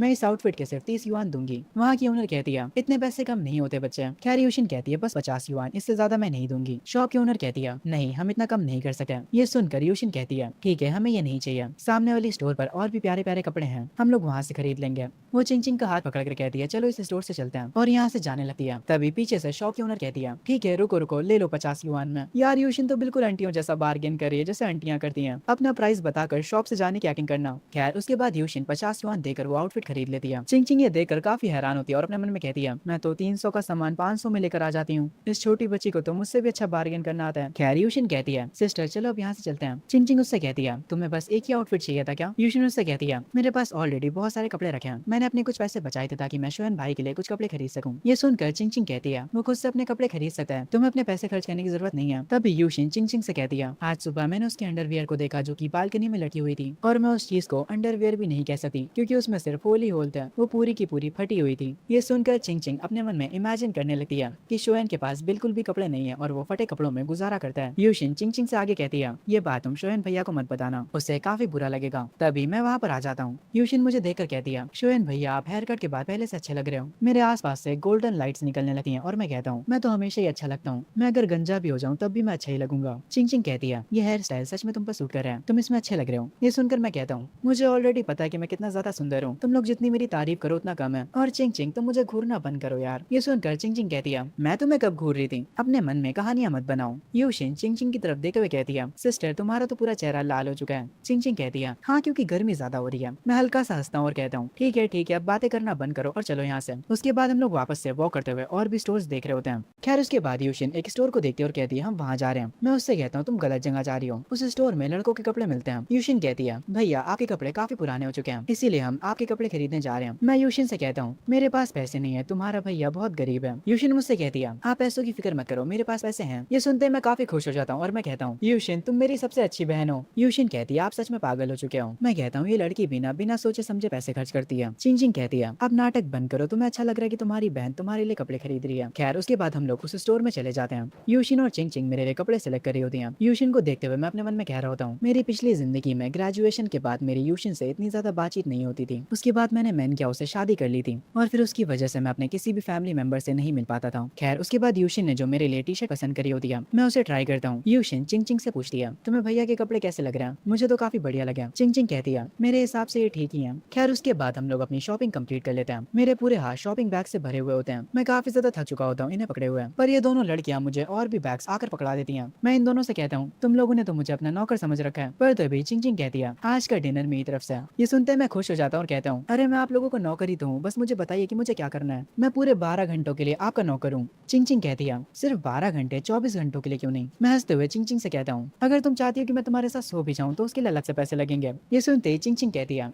तुम ठरकी कहीं क्या? उसके बाद मैं यहाँ से भागने लगता हूँ। दोनों लड़कियां हंसते हुए मेरा पीछा कर रही होती हैं। खैर उसके बाद हम लोग एक रेस्टोरेंट में आ जाते हैं। चिंग चिंग ने काफी ज्यादा खाना ऑर्डर किया होता है। चिंग चिंग कहती है, खाना शुरू करते हैं। यूशिन कहती है, आप हमारे खाने के पैसे दे रही हो, मुझे थोड़ा सा बुरा लग रहा है। चिंग चिंग कहती है, तुम्हें अपने भाई से कुछ सीखने की जरूरत है, मैंने तो उसे खाने के लिए कहा भी नहीं, फिर भी देखो वो कैसे खा रहा है। चिंग चिंग यूशिन से भी खाने के लिए कहती है। मैं और यूशिन आपस में खाने के लिए लड़ रहे होते हैं। चिंग चिंग मुझे डांट रही होती है कि मैं एक बच्ची से खाने के लिए क्यों लड़ रहा हूँ, पर चिंग चिंग हमें देखकर खुश भी होती है। पर तभी हमारे पीछे वाले टेबल पर एक आदमी हमारी फोटो खींच लेता है। उससे उसकी बीवी पूछती है, आखिर तुम ये क्या कर रहे हो? वो आदमी अपनी बीवी को बताता है, वो सामने जो लड़की बैठी है वो हमारे बैंक के ओनर की है। मैं उन्हें तुरंत इनकी फोटो भेजता हूँ। उसकी बीवी कहती है, वो दोनों साथ में कितने अच्छे लग रहे हैं, तुम्हें ये फोटो उसके फादर को नहीं भेजनी चाहिए। वो आदमी कहता है, मुझे वो लड़का देखने में गरीब लग रहा है, मेरा बॉस इनके रिलेशनशिप को कभी अप्रूव नहीं करेगा। उसकी वाइफ उसे कुछ नहीं बोलती। वो आदमी कहता है, और शायद मुझे प्रमोशन भी मिल सका है। दूसरी तरफ हम चिंग चिंग के फादर को देखते हैं, जो कि एक बहुत ही आलीशान पार्टी में होते हैं। वो आराम से किसी से बातें कर रहे होते हैं। तभी उनका वो एम्प्लॉय उन्हें फोटो भेज देता है। वो तुरंत बहाना बनाकर वहाँ से चले जाते हैं और तुरंत वो फोटो चिंग चिंग की मदर को भेजते हैं और उन्हें कॉल करते हैं। चिंग चिंग की मॉम कहती है, तुम मुझे कॉल करना कब बंद करोगे, अभी मैं काफी बिजी हूँ। चिंग चिंग के फादर कहते हैं, मैंने तुम्हें एक फोटो भेजी है, उसे देखो। मुझे समझ नहीं आता कि चिंग चिंग अभी तक उस लड़के के साथ क्यों है। चिंग चिंग की मॉम भी वो फोटो देखती है, पर गुस्सा होने के बजाय वो काफी खुश होती है। वो फोन पर कहती है, आखिर इस फोटो में गलत क्या है? जब तुम तुम्हारी बेटी के साथ होते हो तब तो वो ऐसे स्माइल नहीं करती जैसे अभी वो इस फोटो में कर रही है। वो फाइनली अब मुझे एक नॉर्मल लड़की जैसे लग रही है, और वैसे भी अब वो बड़ी हो गई है, और जब तक वो शोयन के साथ है मुझे उसकी ज्यादा चिंता नहीं होती। उसके फादर ये सब बातें सुनकर कॉल कट कर देते हैं और गहरी सोच में पड़ जाते हैं। दूसरी तरफ अब हमारे घर जाने का समय हो चुका था। मैं मैसेज में वापस से चिंग चिंग को अपना नंबर भेजता हूँ और उसकी कार की विंडो के सामने खड़े होकर कहता हूँ, अब तक तुम्हें मेरा नंबर तो याद हो ही गया होगा, अगर तुम्हें रात में नींद ना आए तो मुझे कॉल कर लेना। चिंग चिंग कुछ कह नहीं पाती, बस शर्माती ही रह जाती है। खैर उसके बाद काफी सारे दिन बीत जाते हैं। मेरी और चिंग चिंग की काफी बातें भी होती हैं। खैर एक दिन मैं वे के साथ बाहर आया होता हूँ। वे कह रहा होता है, हमारे कॉलेज एंट्रेंस एग्जाम भी जल्दी ही आने वाले हैं, मैं उसकी तैयारी में काफी बिजी हो चुका हूँ और मैं तेरे साथ ड्राइविंग प्रैक्टिस पर भी नहीं जा पा रहा हूँ। मैं वैसे कहता हूँ, अरे कोई बात नहीं, हम दोनों ही काफी मेहनत कर रहे हैं और मुझे वैसे भी जुलाई तक अपना ड्राइविंग लाइसेंस चाहिए। ये सुनकर वे कहता है, तुम्हें इतनी जल्दी क्या है, तुम्हारे पास तो कार भी नहीं है। मैं उससे कहता हूँ, मैं कॉलेज में खरीद लूंगा। वैसे वे मुझे बताओ, मुझे कौन सी कार लेनी चाहिए, बेंज, BMW या फिर ऑडी? ये सुनते ही वे कहता है, यार देख, मैं मजाक के मूड में बिल्कुल भी नहीं हूँ। ये जो तुम महंगी महंगी कार्स की बातें कर रहे हैं, तुम स्कूटर भी अफोर्ड कर सकते हो अभी। खैर वे के साथ घूमने के बाद मैं अपने घर वापस आ जाता हूँ। यूशिन तुरंत मेरे पास भागते हुए आती है। वो मुझे बताती है कि चिंग चिंग ने आज उसे अपने घर पर इनवाइट करा है। मैं यूशिन से कहता हूँ, तुमने अभी क्या कहा? यूशिन कहती है, सिस्टर चिंग चिंग ने मुझे खुद इनवाइट करा है। ये सुनकर मैं कहता हूँ, आज तक उसने मुझे तो कभी इनवाइट नहीं करा। यहाँ और सोफे पर बैठो और मुझे बताओ कि क्या हुआ था। यूशिन सोफे पर बैठकर कहती है, शोयन भैया क्या आपको चिंग चिंग पसंद है? मैं उससे कहता हूँ, ये सब बड़ों की बातें हैं, तुम इनमें मत पड़ो, और मैं आजकल देख रहा हूँ कि तुम्हारी चिंग चिंग से काफी ज्यादा बातें हो रही हैं। यूशिन कहती है, वो इसलिए क्योंकि मैं घर पर काफी बोर हो जाती हूँ अकेले। मैं यूशिन से कहता हूँ, मुझे अपना फोन दो, मुझे तुम दोनों की चैट्स देखनी है। पर यूशिन मुझे साफ मना कर देती है। मैं यूशिन से उसका फोन छीनने लगता हूँ, पर वो बार बार भागे जा रही थी। उतने में ही मेरी मॉम आ जाती है। यूशिन तुरंत मेरी मॉम को देखकर रोने की एक्टिंग करने लगती है और कहती है, आंटी शोयन भैया मेरा फोन चुराने की कोशिश कर रहे थे। यूशिन के इतना कहते ही मेरी मॉम मेरे पीछे झाड़ू लेकर पड़ जाती है और यूशिन पीछे से हंस रही होती है। दूसरी तरफ चिंग चिंग बालकनी पर बैठकर गिटार बजा रही होती है। तभी मैं उसे मैसेज करता हूँ और कहता हूँ, मैंने सुना है कि तुमने मुझे और यूशिन को अपने घर पर इनवाइट करा है। चिंग चिंग कहती है, मैंने बस यूशिन को इनवाइट करा है, तुम्हें नहीं। मैं चिंग चिंग से कहता हूँ, अरे यार उसे लेकर तुम्हारे घर कौन ही आएगा, मुझे ही तो लेकर आना होगा उसे। अब मान भी लो कि तुमने हम दोनों को ही इनवाइट करा है। मैं अपने मन में कह रहा होता हूँ, यूशिन के बहाने मैं चिंग चिंग के साथ और भी टाइम बिता सका हूँ। चिंग चिंग को ऐसा न लगे कि मैं उसके घर आना चाहता हूँ, इसलिए मैं कहता हूँ, मैं आना तो नहीं चाहता था क्योंकि मैं काफी बिजी था, पर अब तुम इतना बुला रही हो तो मैं क्या ही कर सकता हूँ। चिंग चिंग कहती है, अगर तुम्हें मेरे घर नहीं आना तो मैं ड्राइवर को भेजकर चिंग चिंग को अपने घर बुला लूंगी, तुम्हें आने की कोई जरूरत नहीं है। ये कहकर वो हंसने लगती है। मैं उससे कहता हूँ, तुम मुझे अपने घर बुलाना नहीं चाहती? मुझे थोड़ा गुस्सा आता है और आगे मैं कहता हूँ, तुम अपने एक अकेले दोस्त से अच्छे से बर्ताव नहीं कर सकती क्या? चिंग चिंग कहती है, तुम सिर्फ मेरे दोस्त नहीं हो, यूशिन भी मेरी दोस्त है। मैं कहता हूँ, पर वो तो अभी बच्ची है। चिंग चिंग कहती है, हाँ मुझे बच्चे पसंद है। ये सुनकर मैं हंसते हुए उससे कहता हूँ, अगर तुम्हें बच्चे पसंद है तो हम फ्यूचर में 3-4 कर लेंगे। पर मेरे इस मैसेज के बाद चिंग चिंग मेरा कोई रिप्लाई नहीं करती। मैं समझ जाता हूँ कि वो मुझसे गुस्सा हो गई। मैं उसे गुड नाइट बोलकर अपना फोन रख देता हूँ और सोने के लिए चला जाता हूँ। अगली सुबह जब मैं उठता हूँ, मैं देखता हूँ मुझे चिंग चिंग का मैसेज आया है। वो उस मैसेज में कह रही होती है, अगर तुमने दोबारा कभी ऐसा मजाक किया तो मैं तुमसे बात नहीं करूंगी। ये मैसेज देखकर हंसते हुए मैं अपने मन में कहता हूँ, मेरी क्या गलती थी, फ्यूचर में तो वैसे भी ऐसा होना ही है। बाहर मैं यूशिन के पास जाकर बैठ जाता हूँ और उससे पूछता हूँ कि क्या वो अपना होमवर्क कर रही है। वो मुझसे कहती है, मुझे मैथ का ये सवाल समझ नहीं आ रहा, क्या आप मेरी मदद करोगे। मैं उसे साफ साफ कह देता हूँ, देखो ये मैं तुम्हारे छठे क्लास की है, इसलिए मैं दखल नहीं दूंगा। और वैसे भी अगर मैं तुम्हें सच बताऊं तो मैं मैथ से दूर रहता हूँ। उस सब्जेक्ट को देखते ही मेरा सर दर्द करने लगता है। उसके बारे में तुम ऑनलाइन देख लो, पर हाँ मैं तुम्हें एक चीज सिखा सकता हूँ, मैं तुम्हें एडवाइस दे सकता हूँ जिंदगी के बारे में। ये सुनकर यूशिन कहती है, कैसी एडवाइस शोयन भैया। मैं कहता हूँ, मैं तुम्हें जिंदगी और लोगों के बारे में समझा सकता हूँ और मैं तुम्हें ये भी सिखा सकता हूँ कि तुम कैसे पता लगा सकते हो कि कोई लड़का अच्छा है या फिर बुरा। ये सुनते ही यूशिन कहती है, कैसे। मैं यूशिन से कहता हूँ, तुम अपने हाथ से उस लड़के की नाक को बंद कर दो। अगर वो अपने मुंह से सांस लेने लगे तो इसका मतलब है कि वो अच्छा लड़का नहीं है। पर तुम्हारा भाई यानी मैं बहुत अच्छा लड़का हूँ, इसीलिए जितना हो सके उतनी मेरी तारीफ करा करो चिंग चिंग के सामने। ये सुनते यूशिन कहती है, नहीं आप झूठ बोल रहे हो। खैर उसके बाद आंट वांग हमें लेने के लिए हमारे घर आती हैं। हम लोग कार में बैठकर चिंग चिंग के घर की तरफ रवाना हो जाते हैं। चिंग चिंग के घर के बाहर जो गार्डन होता है उसे देखकर यूशिन कहती है, ये कितना खूबसूरत है, मुझे ऐसा लग रहा है जैसे कि हम किसी पार्क में हो। अमीर होना सच में अच्छा होता है। खैर थोड़ी ही देर में हम चिंग चिंग के घर पहुंच जाते हैं। चिंग चिंग अपने डोर पर ही खड़ी होती है और यूशिन को अंदर बुलाती है। आंट वांग हम सबको देखकर अपने मन में कह रही होती है, ऐसा हो ही नहीं सकता कि ये दोनों बस दोस्त हों। खैर उसके बाद हम लोग चिंग चिंग के घर के अंदर जाते हैं। चिंग चिंग हमसे पूछती है कि हमें कौन सी आइसक्रीम खानी है। मैं उससे कहता हूँ कि मुझे पॉप्सिकल खाना है और यूशिन एक्साइटमेंट के साथ कहती है कि उसे पुडिंग खानी है। चिंग चिंग अपना फ्रिज चेक करती है और कहती है, असल में हमारे फ्रिज में ये दोनों ही नहीं है, बस कुछ आइसक्रीम सी पड़ी है। ये सुनकर मैं कहता हूँ, मुझे कुछ भी चलेगा। खैर उसके बाद चिंग चिंग हमें आइसक्रीम्स देती है। यूशिन उसको शुक्रिया बोलती है। चिंग चिंग उससे कहती है, बातें बाद में करना, पहले खा लो। यूशिन उससे पूछती है, सिस्टर चिंग चिंग क्या ये पूरी बिल्डिंग आपकी फैमिली की है। चिंग चिंग कहती है, हाँ ये बहुत बड़ी जगह है। दूसरी तरफ सिक्योरिटी कैमरास की मदद से चिंग चिंग की मॉम इन लोगों को देख रही होती है। अपनी बेटी को एंजॉय करता देख उनके चेहरे पर एक स्माइल होती है। यूशिन मुझसे कहती है, शोयन भैया आखिर आप कुछ बोल क्यों नहीं रहे हो। मैं यूशिन से कहता हूँ, तुम दोनों आपस में बातें करो, मुझे परेशान मत करो। यूशिन चिंग चिंग से कहती है, चिंग चिंग क्या मैं तुम्हारा रूम देख सकती हूँ। चिंग चिंग हाँ कहती है। उसके बाद वो उसे अपना रूम दिखाने ले जाती है। यूशिन उसके रूम को काफी अच्छे से देख रही होती है और जब वो उसके वार्डरोब की तरफ बढ़ती है तब वो चिंग चिंग की कलेक्शन देखकर काफी शौक हो जाती है और कहती है, चिंग चिंग तुम तो सच में काफी लकी हो, तुम्हारे पास तो तुम्हारा खुद का क्लोजेट रूम है। यूशिन की बात सुनकर चिंग चिंग अपने मन में कहती है, क्या वॉकिंग क्लोजेट होना सच में कोई खुशी की बात है। यूशिन आगे कहती है, शोयन भैया का रूम तो तुम्हारे क्लोजेट से भी छोटा है, पर तुम्हें पता है मेरे शोयन भैया भी काफी अच्छा है। वो थोड़ा सा बेवकूफ है और बंदर जैसा लगता है। दोनों आपस में शोयन के बारे में थोड़ी बातें करते हैं। उसके बाद चिंग चिंग कहती है, चलो अब नीचे चलते हैं और चलकर कोई मूवी देखते हैं। खैर आगे आंट वांग हमें ड्रॉ करने के लिए हमारे साथ आती है। कार में बैठे यूशिन मुझसे कह रही होती है, अमीर होना कितना अच्छा होता है ना। ये सुनकर मैं यूशिन से कहता हूँ, तुम्हें बस मन लगाकर पढ़ाई करनी है, एक अच्छे कॉलेज में जाना है और खूब मेहनत करके बहुत सारे पैसे कमाने हैं और फिर तुम भी अमीर बन जाओगी। खैर यूशिन थोड़ी परेशान होकर मुझसे पूछती है, शोयान भैया तुम वहाँ पर कुछ भी बोल नहीं रहे थे, क्या तुम्हें ऐसा लगने लगा कि तुम्हारे और चिंग चिंग के बीच बहुत बड़ा गैप है। मैं उससे कहता हूँ, नहीं ऐसा कुछ भी नहीं है, मुझे बस रियलाइज हो गया कि मेरे पिछले गोल्स बहुत छोटे थे, अब मैं और भी ज्यादा ऊपर एम करूंगा। यूशिन कहती है, आपके गोल्स हैं क्या आखिर। मैं उसके हेड को पेट करते हुए कहता हूँ, तुम्हें इसके बारे में चिंता करने की जरूरत नहीं है। ये सुनकर वो थोड़ी गुस्सा हो जाती है। खैर उसके बाद मैं रात में बार में जाता हूँ। वहाँ पर जाओ मुझे पैसों का एनवलप देते हुए कहती है, ये लो तुम्हारी सैलरी। अपनी पहली अर्निंग को देखकर मैं काफी ज्यादा खुश हो जाता हूँ। जाओ मुझे बताती है, इसमें तुम्हारी सैलरी और साथ ही में बोनस भी है। बॉस ने मुझसे ये कहा था कि ये मैं तुम्हें दे दूँ। ये टोटल 3300 है। मैं जाओ को थैंक्स बोलता हूँ और कहता हूँ, मेरी तरफ से बॉस को भी थैंक्स बोलना। वैसे बॉस आखिर है कहाँ। जाओ मुझे बताती कि बॉस यहाँ पर आज नहीं है, उन्हें कोई जरूरी काम है। मैं जाओ से पूछता हूँ, क्या हमारी बॉस की शादी हो चुकी है। जाओ कहती है, पहले तुम कसम खाओ कि तुम किसी को भी नहीं बताओगे। ये सुनकर मैं कहता हूँ, मैंने अपने होठों पर फेविक्विक चिपका लिया, अब बताओ मुझे कि क्या बात है। जाओ कहती है, बॉस का एक फियांसे था, वो भी 7 सालों से। उन दोनों की एंगेजमेंट भी हो चुकी थी, पर शादी से पहले बॉस के फियांसे का एक्सीडेंट हो गया और उसकी उसी एक्सीडेंट में डेथ हो गई। उनकी डेथ आज ही के दिन हुई थी। हर साल आज ही के दिन बॉस हमेशा उसकी ग्रेव पर जाती हैं। ये सुनकर मुझे अच्छा नहीं लगता। खैर आगे जाओ और मैं अपना नॉर्मली काम करने लगता हूँ। टाइम बीता जाता है, तभी यहाँ पर वे आ जाता है। उस वक्त पर मैं सफाई कर रहा होता हूँ। मैं वे से पूछता हूँ कि तुम यहाँ पर क्यों आए हो। वे कहता है, क्या मैं यहाँ पर नहीं आ सकता, मेरे लिए एक कोल्ड बियर लेकर आओ। मैं वे से कहता हूँ, वो फ्रिज में रखी है, खुद जाकर निकाल लो। वे जाकर चेयर पर बैठकर कहता है, ओए मैं तेरा कस्टमर हूँ तो तुम ला कर दो मुझे वे पर काफी गुस्सा आता है। खैर जाओ उसे उसकी बियर लाकर दे देती है। वे अपना चश्मा ठीक करते हुए उसे शुक्रिया कहता है और फिर मुझसे कहता है, हे तुमने कहा था तुम्हारी बॉस काफी सुंदर है और उसके पैर भी काफी लंबे हैं और उसकी आवाज भी काफी मीठी है, आखिर तुम्हारी बॉस कहाँ पर है, मुझे भी उनसे मिलवाओ। मैं वैसे कहता हूँ, तुम्हारी किस्मत खराब है, आज बॉस यहाँ पर नहीं है। ये सुनते ही वे उदास हो जाता और कहता है, मेरी किस्मत ही खराब है। मैं वैसे पूछता हूँ, आखिर तुम यहाँ पर इतना लेट क्या कर रहे हो, तुम्हारी मॉम तुम्हें कुछ नहीं कहती क्या।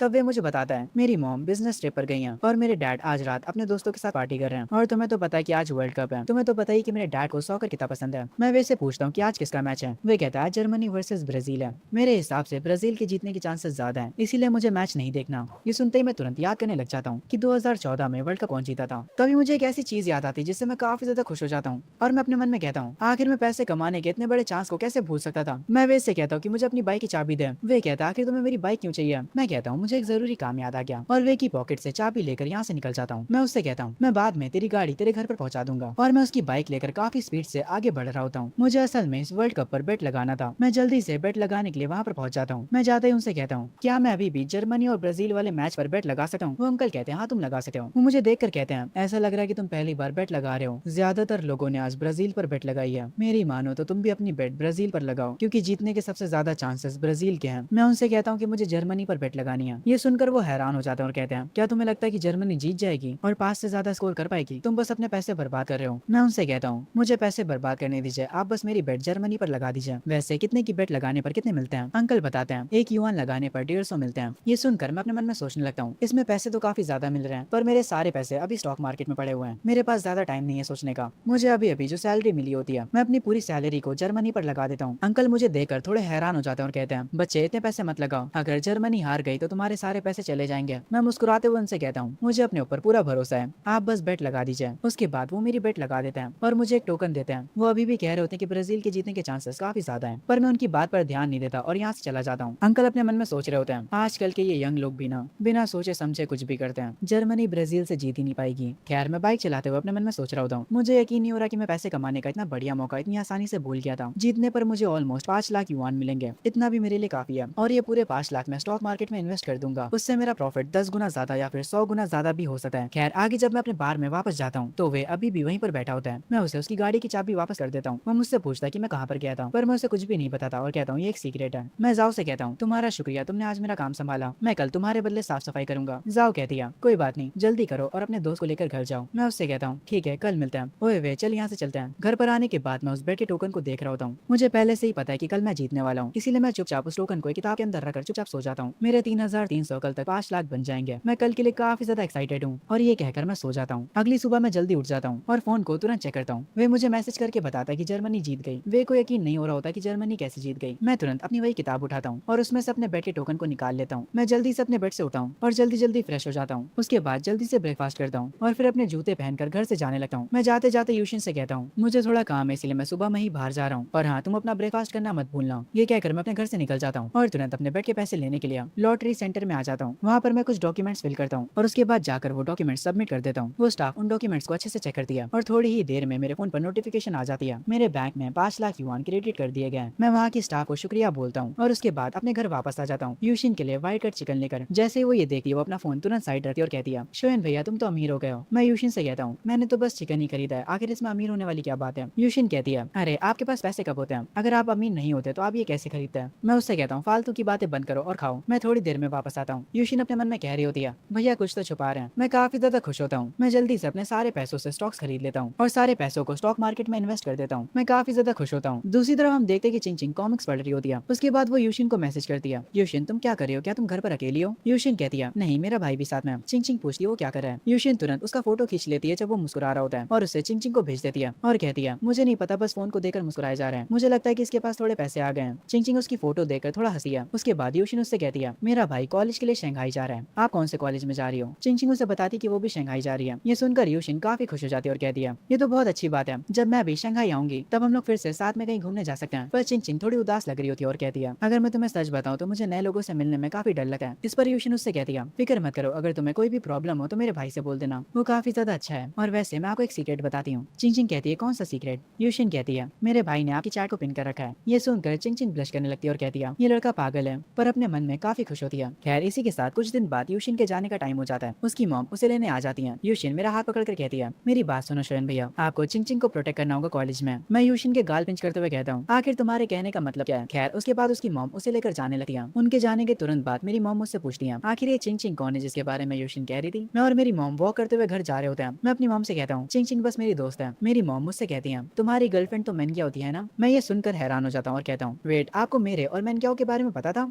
मॉम कहती है तुम मुझसे कुछ छुपा नहीं सकते, तुम उसके लिए हर एक दिन नाश्ता ले जाते थे और साथ ही में उसको डेली चॉकलेट्स भी देते थे। मैं मॉम से कहता हूँ अरे मॉम पुरानी बातें भूल जाइए, अब मेरा और उसका कुछ भी नहीं चल रहा। ये सुनकर मेरी मॉम हंस पड़ती है और कहती है, क्या उसने तुम्हारा काट दिया? मैं कहता हूँ, नहीं नहीं मॉम, ऐसा कुछ भी नहीं है, बस मुझे पता चल गया कि वो मेरे लायक नहीं है और आप फिक्र मत करिए मॉम, मैं आपके लिए एक अच्छी बहू ढूंढ कर लाऊंगा। खैर ऐसे ही मैं और मेरी मॉम बातें करते हुए घर की तरफ जा रहे होते हैं। हम देखते हैं चिंग चिंग अपने रूम में गिटार बजा रही होती है। तभी वो उठकर लैपटॉप की तरफ जाती है और जो सॉन्ग उसने यूट्यूब पर डाला था, जब वो जाकर चेक करती है तो वो सॉन्ग वायरल हो चुका होता है, जिसे देखकर वो काफी हैरान होती है। कमेंट्स में हर कोई सॉन्ग की तारीफ कर रहा होता है। तुम लोग भी मेरी वीडियोस की तारीफ कर सकते हो कमेंट सेक्शन में। देखो मैं नहीं रोकूंगा तुम लोगों को तारीफ करने से, तुम लोग कर सकते हो, जाओ और अभी करो। चिंग चिंग तुरंत अपना फोन उठाकर शुएन को मैसेज करती है और उसे बताती कि हमारा सॉन्ग वायरल हो चुका है। शुएन भी थोड़ा हैरान होता है पर एक मुस्कुराहट के साथ कहता है, ये तो काफी बढ़िया है। वो मुझे बताती कि हमारा सॉन्ग यूट्यूब पर 21 रैंक कर रहा है। मैं उसकी बात सुनकर थोड़ा हैरान होता हूँ और तुरंत जाकर चेक करता हूँ और हाँ वो सच कह रही होती है। मैं चिंग चिंग से कहता हूँ तुम्हें तो अब सिंगर बन ही जाना चाहिए, पर वो थोड़ी निराश होकर कहती है, सपने देखना बंद करो, मेरा कोई भी प्लान नहीं है एंटरटेनमेंट वर्ल्ड ज्वाइन करने का। खैर आगे मैं उससे बताता हूँ कि यूशिन ऑलरेडी अपने घर जा चुकी है। वो कहती है कि उसे पहले से पता है। ये सुनकर मैं कहता हूँ, अगर यूशिन मेरे साथ नहीं है तो क्या तब भी तुम मुझे अपने घर बुलाओगी? ये सुनकर चिंग चिंग एक पल के लिए थोड़ा सोचती है और फिर कहती है, तुम कभी भी आ सकते हो। इस बार उसकी बात सुनकर मैं हैरान हो जाता हूँ। वो आगे मुझे बताती है कि उसकी मॉम अब उसके साथ रह रही है। मैं उसे बताता हूँ कि मेरे पास कुछ फ्री टाइम है तो मैं उसके घर आ सकता हूँ। वो हंसती और कहती है, बस अब बाद में बात करते हैं, मैं नहाने जा रही हूँ। चिंग चिंग अपना टॉवल उठाती है। तभी शुएन का एक और मैसेज आता है, अरे यार अब तो वीडियो कॉल करना बनता है। चिंग चिंग गुस्सा हो जाती है और कहती है, ठरकी कहीं का।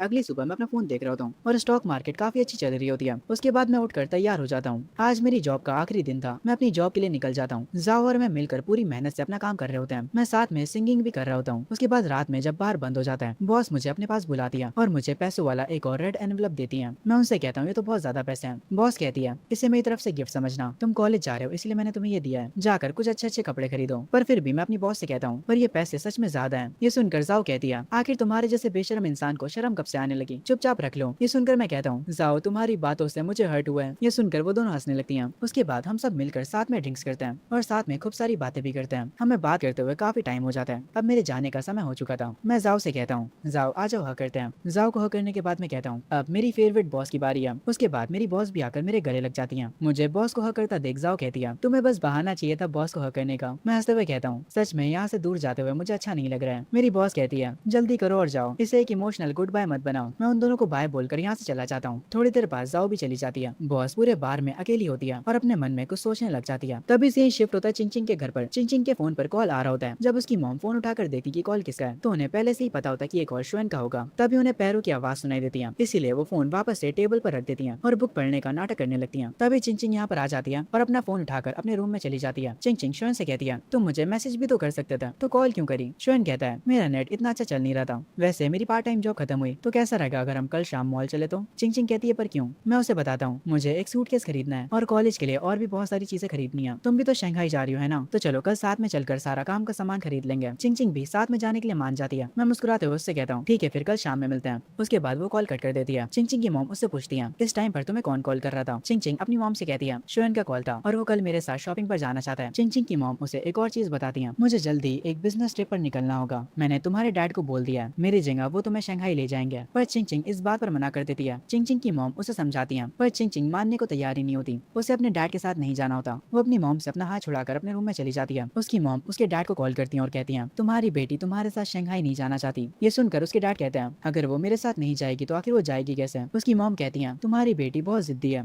मैं उसे समझा नहीं सकती। उसके डैड कहते हैं, मैं आज तुम्हारे घर आकर खुद उससे बात करूंगा, तो मेरे लिए भी डिनर तैयार रखना। ये सुनकर उसकी मॉम कहती है, हाँ तुम भी यहाँ पर आकर एक बार ट्राई कर लो। उसके बाद उसके डैड कॉल काट देते हैं। खैर अगले दिन मैं कैब करके चिंग चिंग के घर पर आ जाता हूँ, पर उसका सिक्योरिटी गार्ड मुझे अंदर जाने नहीं दे रहा होता, इसीलिए मैं उसे कॉल करके बाहर बुला लेता हूँ। वो जल्दी से मुझे लेने भी आ जाती है। मेरे साथ चलते हुए चिंग चिंग मुझसे कहती है, मैं तुम्हें पहले याद दिला देती हूँ कि मेरी मॉम आज घर पर है। ये सुनकर मैं कहता हूँ, तो क्या हुआ, मुझे डर नहीं लगता, वैसे भी कौन सा तुम्हारी मॉम मुझे झाड़ू लेकर बाहर भगा देंगी। चिंग चिंग मेरी बात सुनकर हंसने लगती है। जैसे ही हम लोग घर के करीब पहुंचते हैं, मैं देखता हूँ कि डोर पर चिंग चिंग की मॉम खड़ी है। वो काफी अच्छे से मेरा स्वागत करती है और मुझे अंदर आने के लिए कहती है। मैं घर के अंदर आते ही उन्हें ग्रीट करता हूँ। उसके बाद वो किचन में जाकर मुझसे पूछती है, तुम पानी पियोगे या फिर कोई कोल्ड ड्रिंक? मैं उनसे कहता हूँ कि मुझे कुछ भी चलेगा, पर चिंग चिंग हमारी बात बीच में ही काट देती है और कहती है, मॉम इसे कुछ भी नहीं चाहिए, हम अभी जा रहे हैं। चिंग चिंग की मॉम कहती है, ठीक है फिर मैं आंट मॉम को बुला लेती हूँ, वो तुम लोगों को ले जाएंगी। ये सुनकर मैं उनसे कहता हूँ, आंटी अगर आपको मुझ पर भरोसा हो तो मुझे ड्राइव करना आता है, मेरे पास ड्राइविंग लाइसेंस भी है। ये सुनकर चिंग चिंग की मॉम कहती है, पर तुमने तो अपने पूरे समर हॉलीडेज काम करने में बिता दिया था, तो तुम्हें ड्राइविंग लाइसेंस कब मिला?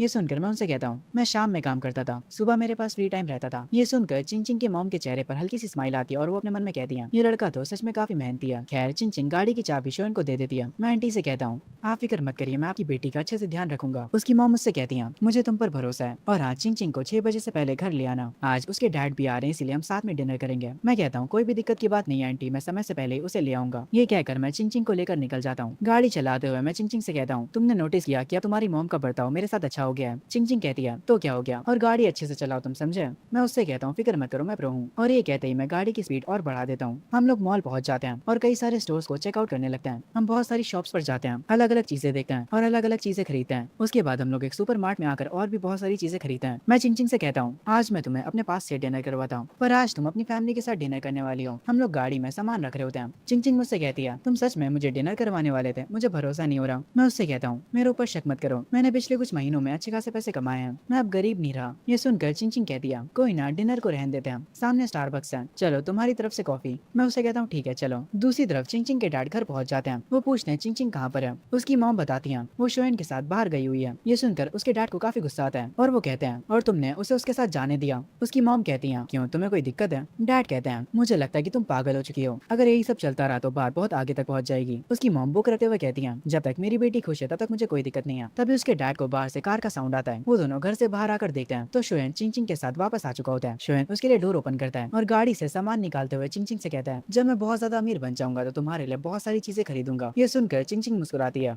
पर तभी चिंग चिंग की नजर अपने डैड पर पड़ती है जो कि काफी गुस्से में होते हैं। उन्हें देखकर चिंग चिंग का मूड खराब हो जाता है। शोएन भी उन्हें देख लेता है। चिंग चिंग की मॉम कहती है, तुम लोग तो काफी जल्दी आ गए। मैं उसकी मॉम से कहता हूँ, हमें लगा अगर रास्ते में ट्रैफिक मिल गया तो हम लेट हो जाएंगे, इसीलिए हम जल्दी आ गए। जैसा मैंने कहा था, मैं चिंग चिंग को 6 बजे से पहले ले आऊंगा और अब मेरे जाने का टाइम हो गया है। वो चिंग चिंग को उसका सामान पकड़ाते हुए कहता है, बाद में फोन पर बात करते हैं। पर तभी उसकी मॉम कहती है, शोएन अभी काफी लेट हो चुका है, तुम भी हमारे साथ डिनर क्यों नहीं करते? ये सुनकर तीनों हैरान हो जाते हैं। आगे हम देखते हैं डिनर के टाइम पर चिंग चिंग एक बाउल में राइस निकाल रही होती है। ये देखकर उसके डैड कहते हैं, मेरा पेट भर गया है, मैं और नहीं खा सका। पर चिंग चिंग कहती है, तो मैं ये चावल आपके लिए थोड़ी निकाल रही हूँ, और वो चावल का बॉल चिंग चिंग जाकर शोएन को देती है। ये देखकर उसके डैड और भी गुस्सा हो जाते हैं। उसकी मॉम कहती है, शोएन तुम्हें शर्माने की जरूरत नहीं है, इसे अपना ही घर समझो। मैं ये सुनकर आंटी को थैंक्स बोलता हूँ और खाना शुरू करता हूँ। जब हम सब खाना खा रहे होते हैं तब चिंग चिंग के फादर भी हमारे पास आकर बैठ जाते हैं। वो चिंग चिंग से कहते हैं, तुम्हारी मॉम और मैंने आपस में बात कर लिया, तुम्हें शंघाई मैं लेकर जाऊंगा। अगर तुम्हें वहाँ का डॉम पसंद नहीं आता तो मैं तुम्हारे लिए वहाँ पर कोई फ्लैट खरीद दूंगा। चिंग चिंग कहती है, कोई जरूरत नहीं है, मैं वहाँ खुद चली जाऊंगी, अगर आप दोनों बिजी हो तो कोई दिक्कत की बात नहीं है। मैं इन सब की बातें तो सुनता हूँ, पर मैं इस फैमिली मैटर में कुछ भी नहीं बोलता। उसके डैड कहते हैं, जब मैं तुम्हारे साथ जा रहा हूँ तो तुम मेरे साथ क्यों नहीं जाना चाहती? तभी मैं उनकी बात काट कर बीच में चिंग चिंग से बोलता हूँ, मैं भी तो शंघाई जा रहा हूँ तो तुम मेरे साथ क्यों नहीं चलती? इस पर चिंग चिंग तुरंत एग्री कर जाती है। ये सुनकर उसके डैड पूरी तरह से पागल हो जाते हैं।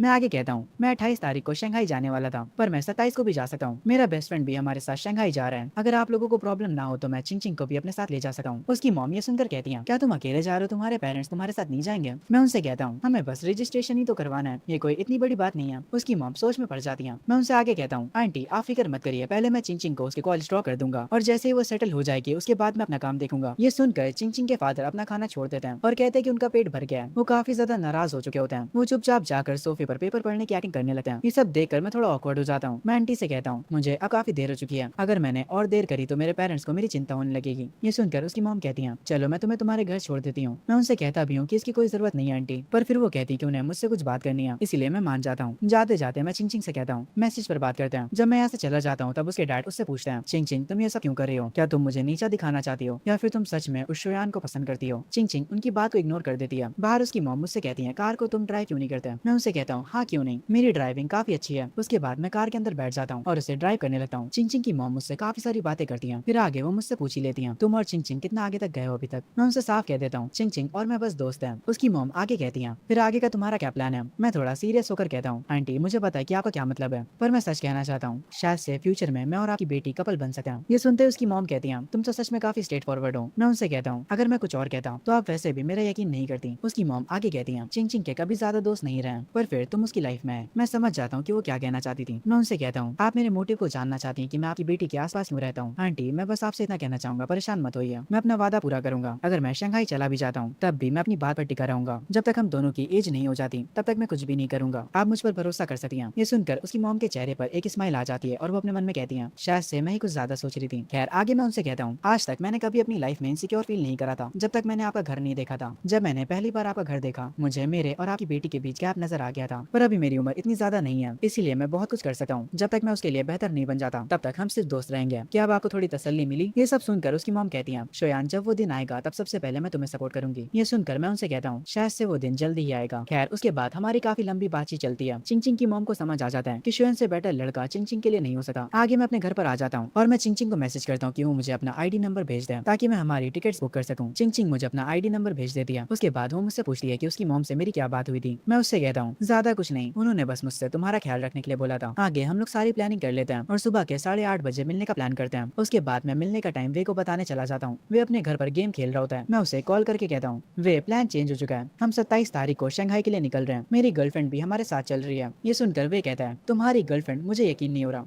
मैं उससे कहता हूँ अगर मैं झूठ बोल रहा हूँ तो मैं अचमानवा पढ़ना बंद कर दूंगा हमेशा के लिए। ये सुनते ही वे को मुझ पर यकीन हो जाता है। उसके बाद मैं उसका भी आईडी नंबर मांग लेता हूँ टिकट्स खरीदने के लिए और उसे मिलने की टाइमिंग बता देता हूँ। उसके बाद मैं फोन कट कर देता हूँ। शंघाई जाने से एक दिन पहले मैं अपने दोनों साइड्स के ग्रैंड पेरेंट्स के घर जाता हूँ। मुझे दो रेड एनवलप भी मिलते हैं जिसमें अच्छे खासे पैसे रखे होते हैं। जब हम लोग गाड़ी में बैठकर घर के लिए निकल रहे होते हैं तब मेरी मॉम मुझसे कहती है जब तुम पैसे कमाने लग जाओ तो अपने ग्रैंड पेरेंट्स की हमेशा इज्जत करना। मैं उनसे कहता हूँ हाँ क्यों नहीं मॉम। ये सुनकर वो खुश होती है। उसके बाद हम लोग घर वापस आ जाते हैं। रात में मैं अपना सारा सामान पैक कर रहा होता हूँ। मेरी मॉम मुझसे कहती है सब फिर से चेक कर लेना कि तुमने सारा सामान रखा है कि नहीं, और अगर तुम चाहो तो डैड तुम्हें स्टेशन तक छोड़ने के लिए जा सकते हैं। मैं उनसे कहता हूँ इसकी कोई जरूरत नहीं है, मैंने कार बुक कर लिया। मेरी मॉम आगे मुझसे कहती है हर दिन अपने कपड़े बदलना मत भूलना और उन्हें उतारने के बाद उन्हें अच्छे से धोना। वो मुझसे ऐसे ही और भी काफी सारी बातें कहती हैं। मैं उनसे कहता हूँ मैं सब समझ गया। वो मुझसे कहती हैं जब तुम वहाँ पहुंच जाना तो तुरंत मुझे मैसेज करना। आगे वो कहती हैं अगर तुम्हें कभी भी पैसों की जरूरत हो तो मुझसे मांग लेना, समझे। मैं उनसे कहता हूँ मैं समझ गया। वो आगे और भी कुछ कहने जा रही होती हैं पर मैं उन्हें बीच में रोककर कह देता हूँ मॉम अब बस भी करिए, मैं सब समझ गया। अगर आप मुझे पूरी रात समझाएंगी तो मैं सो नहीं पाऊंगा। आप ज्यादा चिंता मत करिए, मैं कोई छोटा बच्चा नहीं हूँ। उसकी मॉम कहती है हाँ कुछ ज्यादा ही बड़े हो गए अब तुम, जो मॉम को चुप रहने के लिए बोल रहे हो। मैं अपनी मॉम को हाँ करते हुए कहता हूँ अरे मॉम अब वापस से सास बहू वाला ड्रामा मत शुरू कर दीजिएगा, मैं सब कुछ संभाल लूंगा। आप अपने कमरे में जाइए और जाकर सो जाइए। अगली सुबह मैं सोकर उठता हूँ। मैंने बस अपना नाश्ता फिनिश ही करा था तभी दरवाजे पर घंटी बजती है। मैं जाकर देखता हूँ तो ये वे होता है। वो मुझसे कहता है तुम अभी तक तैयार नहीं हुए, आखिर हम कब जाने वाले हैं। मैं उससे कहता हूँ पहले अंदर आ जाओ। मेरे मॉम डैड भी आकर वैसे मिलते हैं। वे उन दोनों को अच्छे से ग्रीट करता है। मैं अपने पेरेंट्स से कहता हूँ अब आप दोनों अपने काम पर जा सकते हैं, मैं जब जा रहा हूँ तब घर अच्छे से बंद कर लूंगा। ये सुनकर उसकी मॉम कहती है अगर तुम चाहो तो हम तुम्हें ड्रॉप करने के लिए तुम्हारे साथ चल सकते हैं। पर उसके डैड कहते हैं चलो भी अब वो 18 साल का हो चुका है, वो कोई बच्चा नहीं रहा, इसके बारे में इतनी चिंता मत करो। आगे मेरी मॉम कहती है ठीक है मैं समझ गई, बस अपना कोई सामान मत भूलना।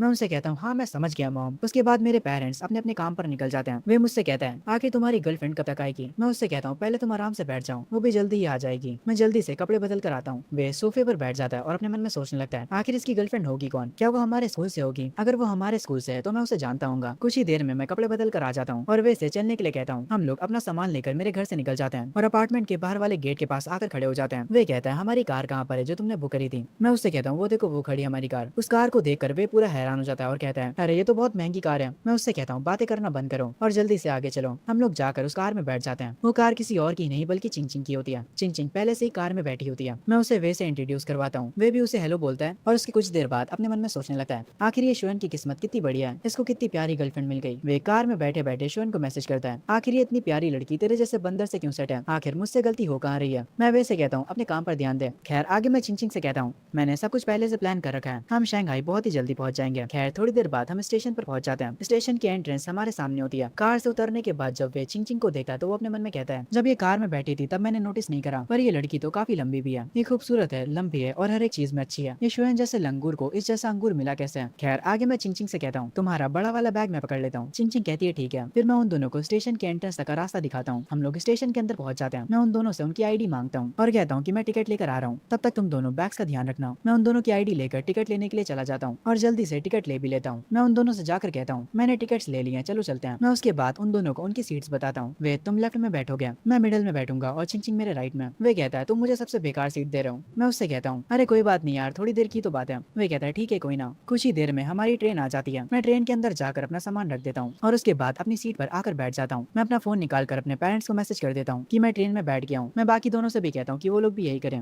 वे भी अपने पेरेंट्स को मैसेज कर देता है। मैं अपने डैड को मैसेज करके बता देता हूँ कि मैं ट्रेन में हूँ। वो कहते हैं कि वो समझ गए। मैं उनसे आगे मैसेज में कहता हूँ आप हमेशा घर पे खांसते रहते थे पर अपना घर पे नहीं होगा, तो अब से अपना ध्यान रखिएगा और स्मोक थोड़ा कम करिएगा। फोन के दूसरे साइड से अपने बेटे की ऐसी बातें सुनकर उसके डैड काफी ज्यादा इमोशनल हो जाते हैं और वो कह रहे होते हैं मेरा बेटा तो सच में बड़ा हो चुका है, उसे अपने डैड की हेल्थ की चिंता है। मुझे तुम्हारे मुंह से ये सुनकर काफी अच्छा लगा। वैसे मैंने आपकी सिगरेट्स के सारे डिब्बे उठाकर डस्टबिन में फेंक दिया ताकि आप उन्हें पी ना सके। ये सुनते ही उसके डैड का चेहरा पत्थर का बन जाता है और वो टूट भी जाते हैं। मेरे डैड मुझे तुरंत कॉल लगाते हैं पर मैं उनकी कॉल अब नहीं उठाता। वे मुझसे कहता है अंकल तुम्हें कॉल कर रहे हैं, तुम उनकी कॉल क्यों नहीं उठा रहे हो। मैं उससे कहता हूँ फिक्र मत करो, मैंने ऑलरेडी उन्हें मैसेज कर दिया है। उसके बाद मैं चिंग चिंग से कहता हूँ टाइम वेस्ट करना बंद करो चिंग चिंग, तुम भी अपने पेरेंट्स को बता दो। पर वो मुझसे कहती है कि उसे नहीं बताना। मैं उसका फोन उठाता हूँ और कहता हूँ तो तुम्हारी जगह मैं बता दे रहा हूँ, हम एक फोटो खींचकर उन्हें भेज देते हैं ताकि उन्हें पता चल सके कि तुम सेफ हो। मैं फोटो खींचने के लिए कैमरा खोलता हूँ पर चिंग चिंग अपना फेस छुपाने लगती है। वो बार बार फोटो के लिए मना करे जा रही थी, इसीलिए मैं उससे कहता हूँ अगर तुम मेरे साथ फोटो नहीं खिंचवाओगी तो मैं खड़ा होकर खूब जोर से बोलूंगा कि चिंग चिंग मेरी गर्लफ्रेंड है। ये सुनकर चिंग चिंग गुस्सा हो जाती है और वो कहती है एक बार ये करके तो देखो, मैं तुम्हारा मुंह तोड़ दूंगी। खैर मैं दोबारा से कैमरा खोलकर एक फोटो खींच लेता हूँ। इस बार वो अपना फेस कवर नहीं करती। मैं वो फोटो उसकी मॉम को भेज देता हूँ और उन्हें ये भी बता देता हूँ कि हम लोग ट्रेन पर बैठ चुके हैं। आगे मैं उनसे कहता हूँ जैसे ही हम लोग ट्रेन से उतर जाएंगे मैं आपको दोबारा मैसेज करूंगा। उसकी मॉम मुझे थैंक यू बोलती है। आगे वो उसके डैड को कॉल करके कहती है तुम्हारी बेटी ट्रेन में बैठ चुकी है, इसीलिए मुझे बार बार मैसेज करना बंद करो। ट्रेन में बैठकर वे बाहर के नजारे देख रहा होता है। जैसे ही वो मुझे फोन चलाते हुए देखता है वो मुझसे पूछता है हे तुम क्या कर रहे हो। मैं उससे कहता हूँ मैं स्टॉक मार्केट की न्यूज चेक कर रहा था, ये सब चीजें तुम्हारे पल्ले नहीं पड़ेंगी। ये सुनकर वे कहता है तुम्हारे थोड़े से नंबर क्या ज्यादा आ गए मुझसे, तुम तो खुद को समझदार समझने लगे। अच्छा वो सब छोड़ो, मुझे बताओ कि तुम चिंग चिंग से कैसे मिले। मैं उससे कहता हूँ ये एक लंबी कहानी है। तुम्हें हमारा वो क्लास रियूनियन याद है। वे कहते हैं हाँ, तुम उस दिन जल्दी चले गए थे, तुमने बहुत ज्यादा पी ली थी, मुझे तुम्हारी चिंता हो रही थी। उसके बाद मैं वे को बताता हूँ जैसे ही मैं वहाँ से बाहर निकला था मैं घर नहीं गया था, मैं बस अपना मूड फ्रेश करना चाहता था। मैं साइड वॉक पर चल रहा था तब मुझे किसी के गिटार बजाने की आवाज आई। वो म्यूजिक मुझे काफी बढ़िया लग रहा था पर तभी वे मेरी स्टोरी के बीच में आकर कहता है अरे यार सीधा पॉइंट पर आना। मैं आगे कहता हूँ वो म्यूजिक का साउंड जहाँ से आ रहा था मैं उस तरफ जाने लगता हूँ। तब मैं एक लड़की को बेंच पर बैठे गिटार बजाते हुए देखता हूँ। मैं बस एक पेड़ के किनारे खड़ा रहा और उसे सुनता रहा। मैंने काफी ज्यादा पी ली थी। जो लड़की गिटार बजा रही थी मुझे उसका चेहरा भी ठीक से दिखाई नहीं दे रहा था पर थोड़ी फ्रेश एयर मिलने के बाद मुझे थोड़ा अच्छा लगने लगा। और जब मैंने उस लड़की को दोबारा देखा तो मुझे पता चला वो सच में बहुत सुंदर है पर मैं सीधे जाकर उससे बात नहीं कर सकता था। पर फिर अचानक से मुझे वॉमिट होने लगी। तब उस लड़की ने मुझे टिश्यू दिया। शायद से मुझे देखकर वो सोच रही होगी कि ये लड़का कितना हैंडसम है, इसीलिए उस लड़की ने आकर मुझसे मेरी वीचैट की आईडी मांग ली। ये सुनने के बाद वे कहता है इतनी प्यारी लड़की ने सामने से तुमसे तुम्हारी आईडी मांगी, मेरे माथे पर सी लिखा हुआ है क्या, झूठ बोलना बंद करो। ये सुनकर मैं कहता हूँ तुम्हें यकीन करना या नहीं करना वो तुम पर है। ये सुनकर वे कहता है अगर मैंने तुम्हारा यकीन करा तो मैं सच में कोई पागल हूँगा। मैं वैसे कहता हूँ वैसे चिंग चिंग की और भी काफी ज्यादा प्यारी प्यारी दोस्त हैं, अगर तुम चाहो तो मैं उन्हें तुमसे इंट्रोड्यूस करवा सकता हूँ। ये सुनते ही वे खुश हो जाता है और कहता है अरे क्यों नहीं यार मेरे भाई, तुम्हें मेरी मदद करनी होगी। वैसे थोड़ी देर इंतजार करो, मैं वॉशरूम होकर आता हूँ। ये कहकर वे यहाँ से चला जाता है। तभी चिंग चिंग मेरी टी शर्ट पकड़ लेती है। मैं कहता हूँ आखिर तुम ये क्या कर रही हो। चिंग चिंग मुझसे कहती है जब मैं सो रही थी तब तुम वैसे क्या बातें कर रहे थे। वैसे मैं सो नहीं रही थी, बस नाटक कर रही थी, तो मैंने सब कुछ सुन लिया। अगर तुमने दोबारा झूठ बोला तो मैं तुम्हें बहुत मारूंगी। ये सुनकर मैं कहता हूँ मैंने तो बस वे को सच बताया और क्या। ये सुनकर चिंग चिंग कहती है जो तुमने उसको बताया उसमें से क्या सच था। ये सीरीज यहीं पर खत्म हो जाती है। जितने भी पार्ट्स अभी तक इसके आए थे मैंने सबको एक्सप्लेन कर दिया है और अगर फ्यूचर में इसके और पार्ट्स आते हैं तो मैं उन्हें भी एक्सप्लेन कर दूंगा। तो यहीं पर ये वीडियो खत्म हो जाती है। लेकिन एक सेकंड रुको, अभी मत जाना। याद रखना अगर ये महीना एंड होने से पहले मेरे 100 के कंप्लीट हो गए तो मैं दूसरे क्रिएटर्स की इनकम्प्लीट मानवा सीरीज भी इसी चैनल पर कंप्लीट एक्सप्लेन करूंगा। कमेंट में जरूर बताना सबसे पहले कौन सी सीरीज चाहिए। पर हाँ, दूसरों की वीडियो में तभी कंप्लीट एक्सप्लेन करूंगा जब तुम लोग मेरे 100 के करवा दोगे। इसीलिए लाइक और सब्सक्राइब करना मत भूलना। मिलते हैं अगली कंप्लीट एक्सप्लेनेशन वीडियो में।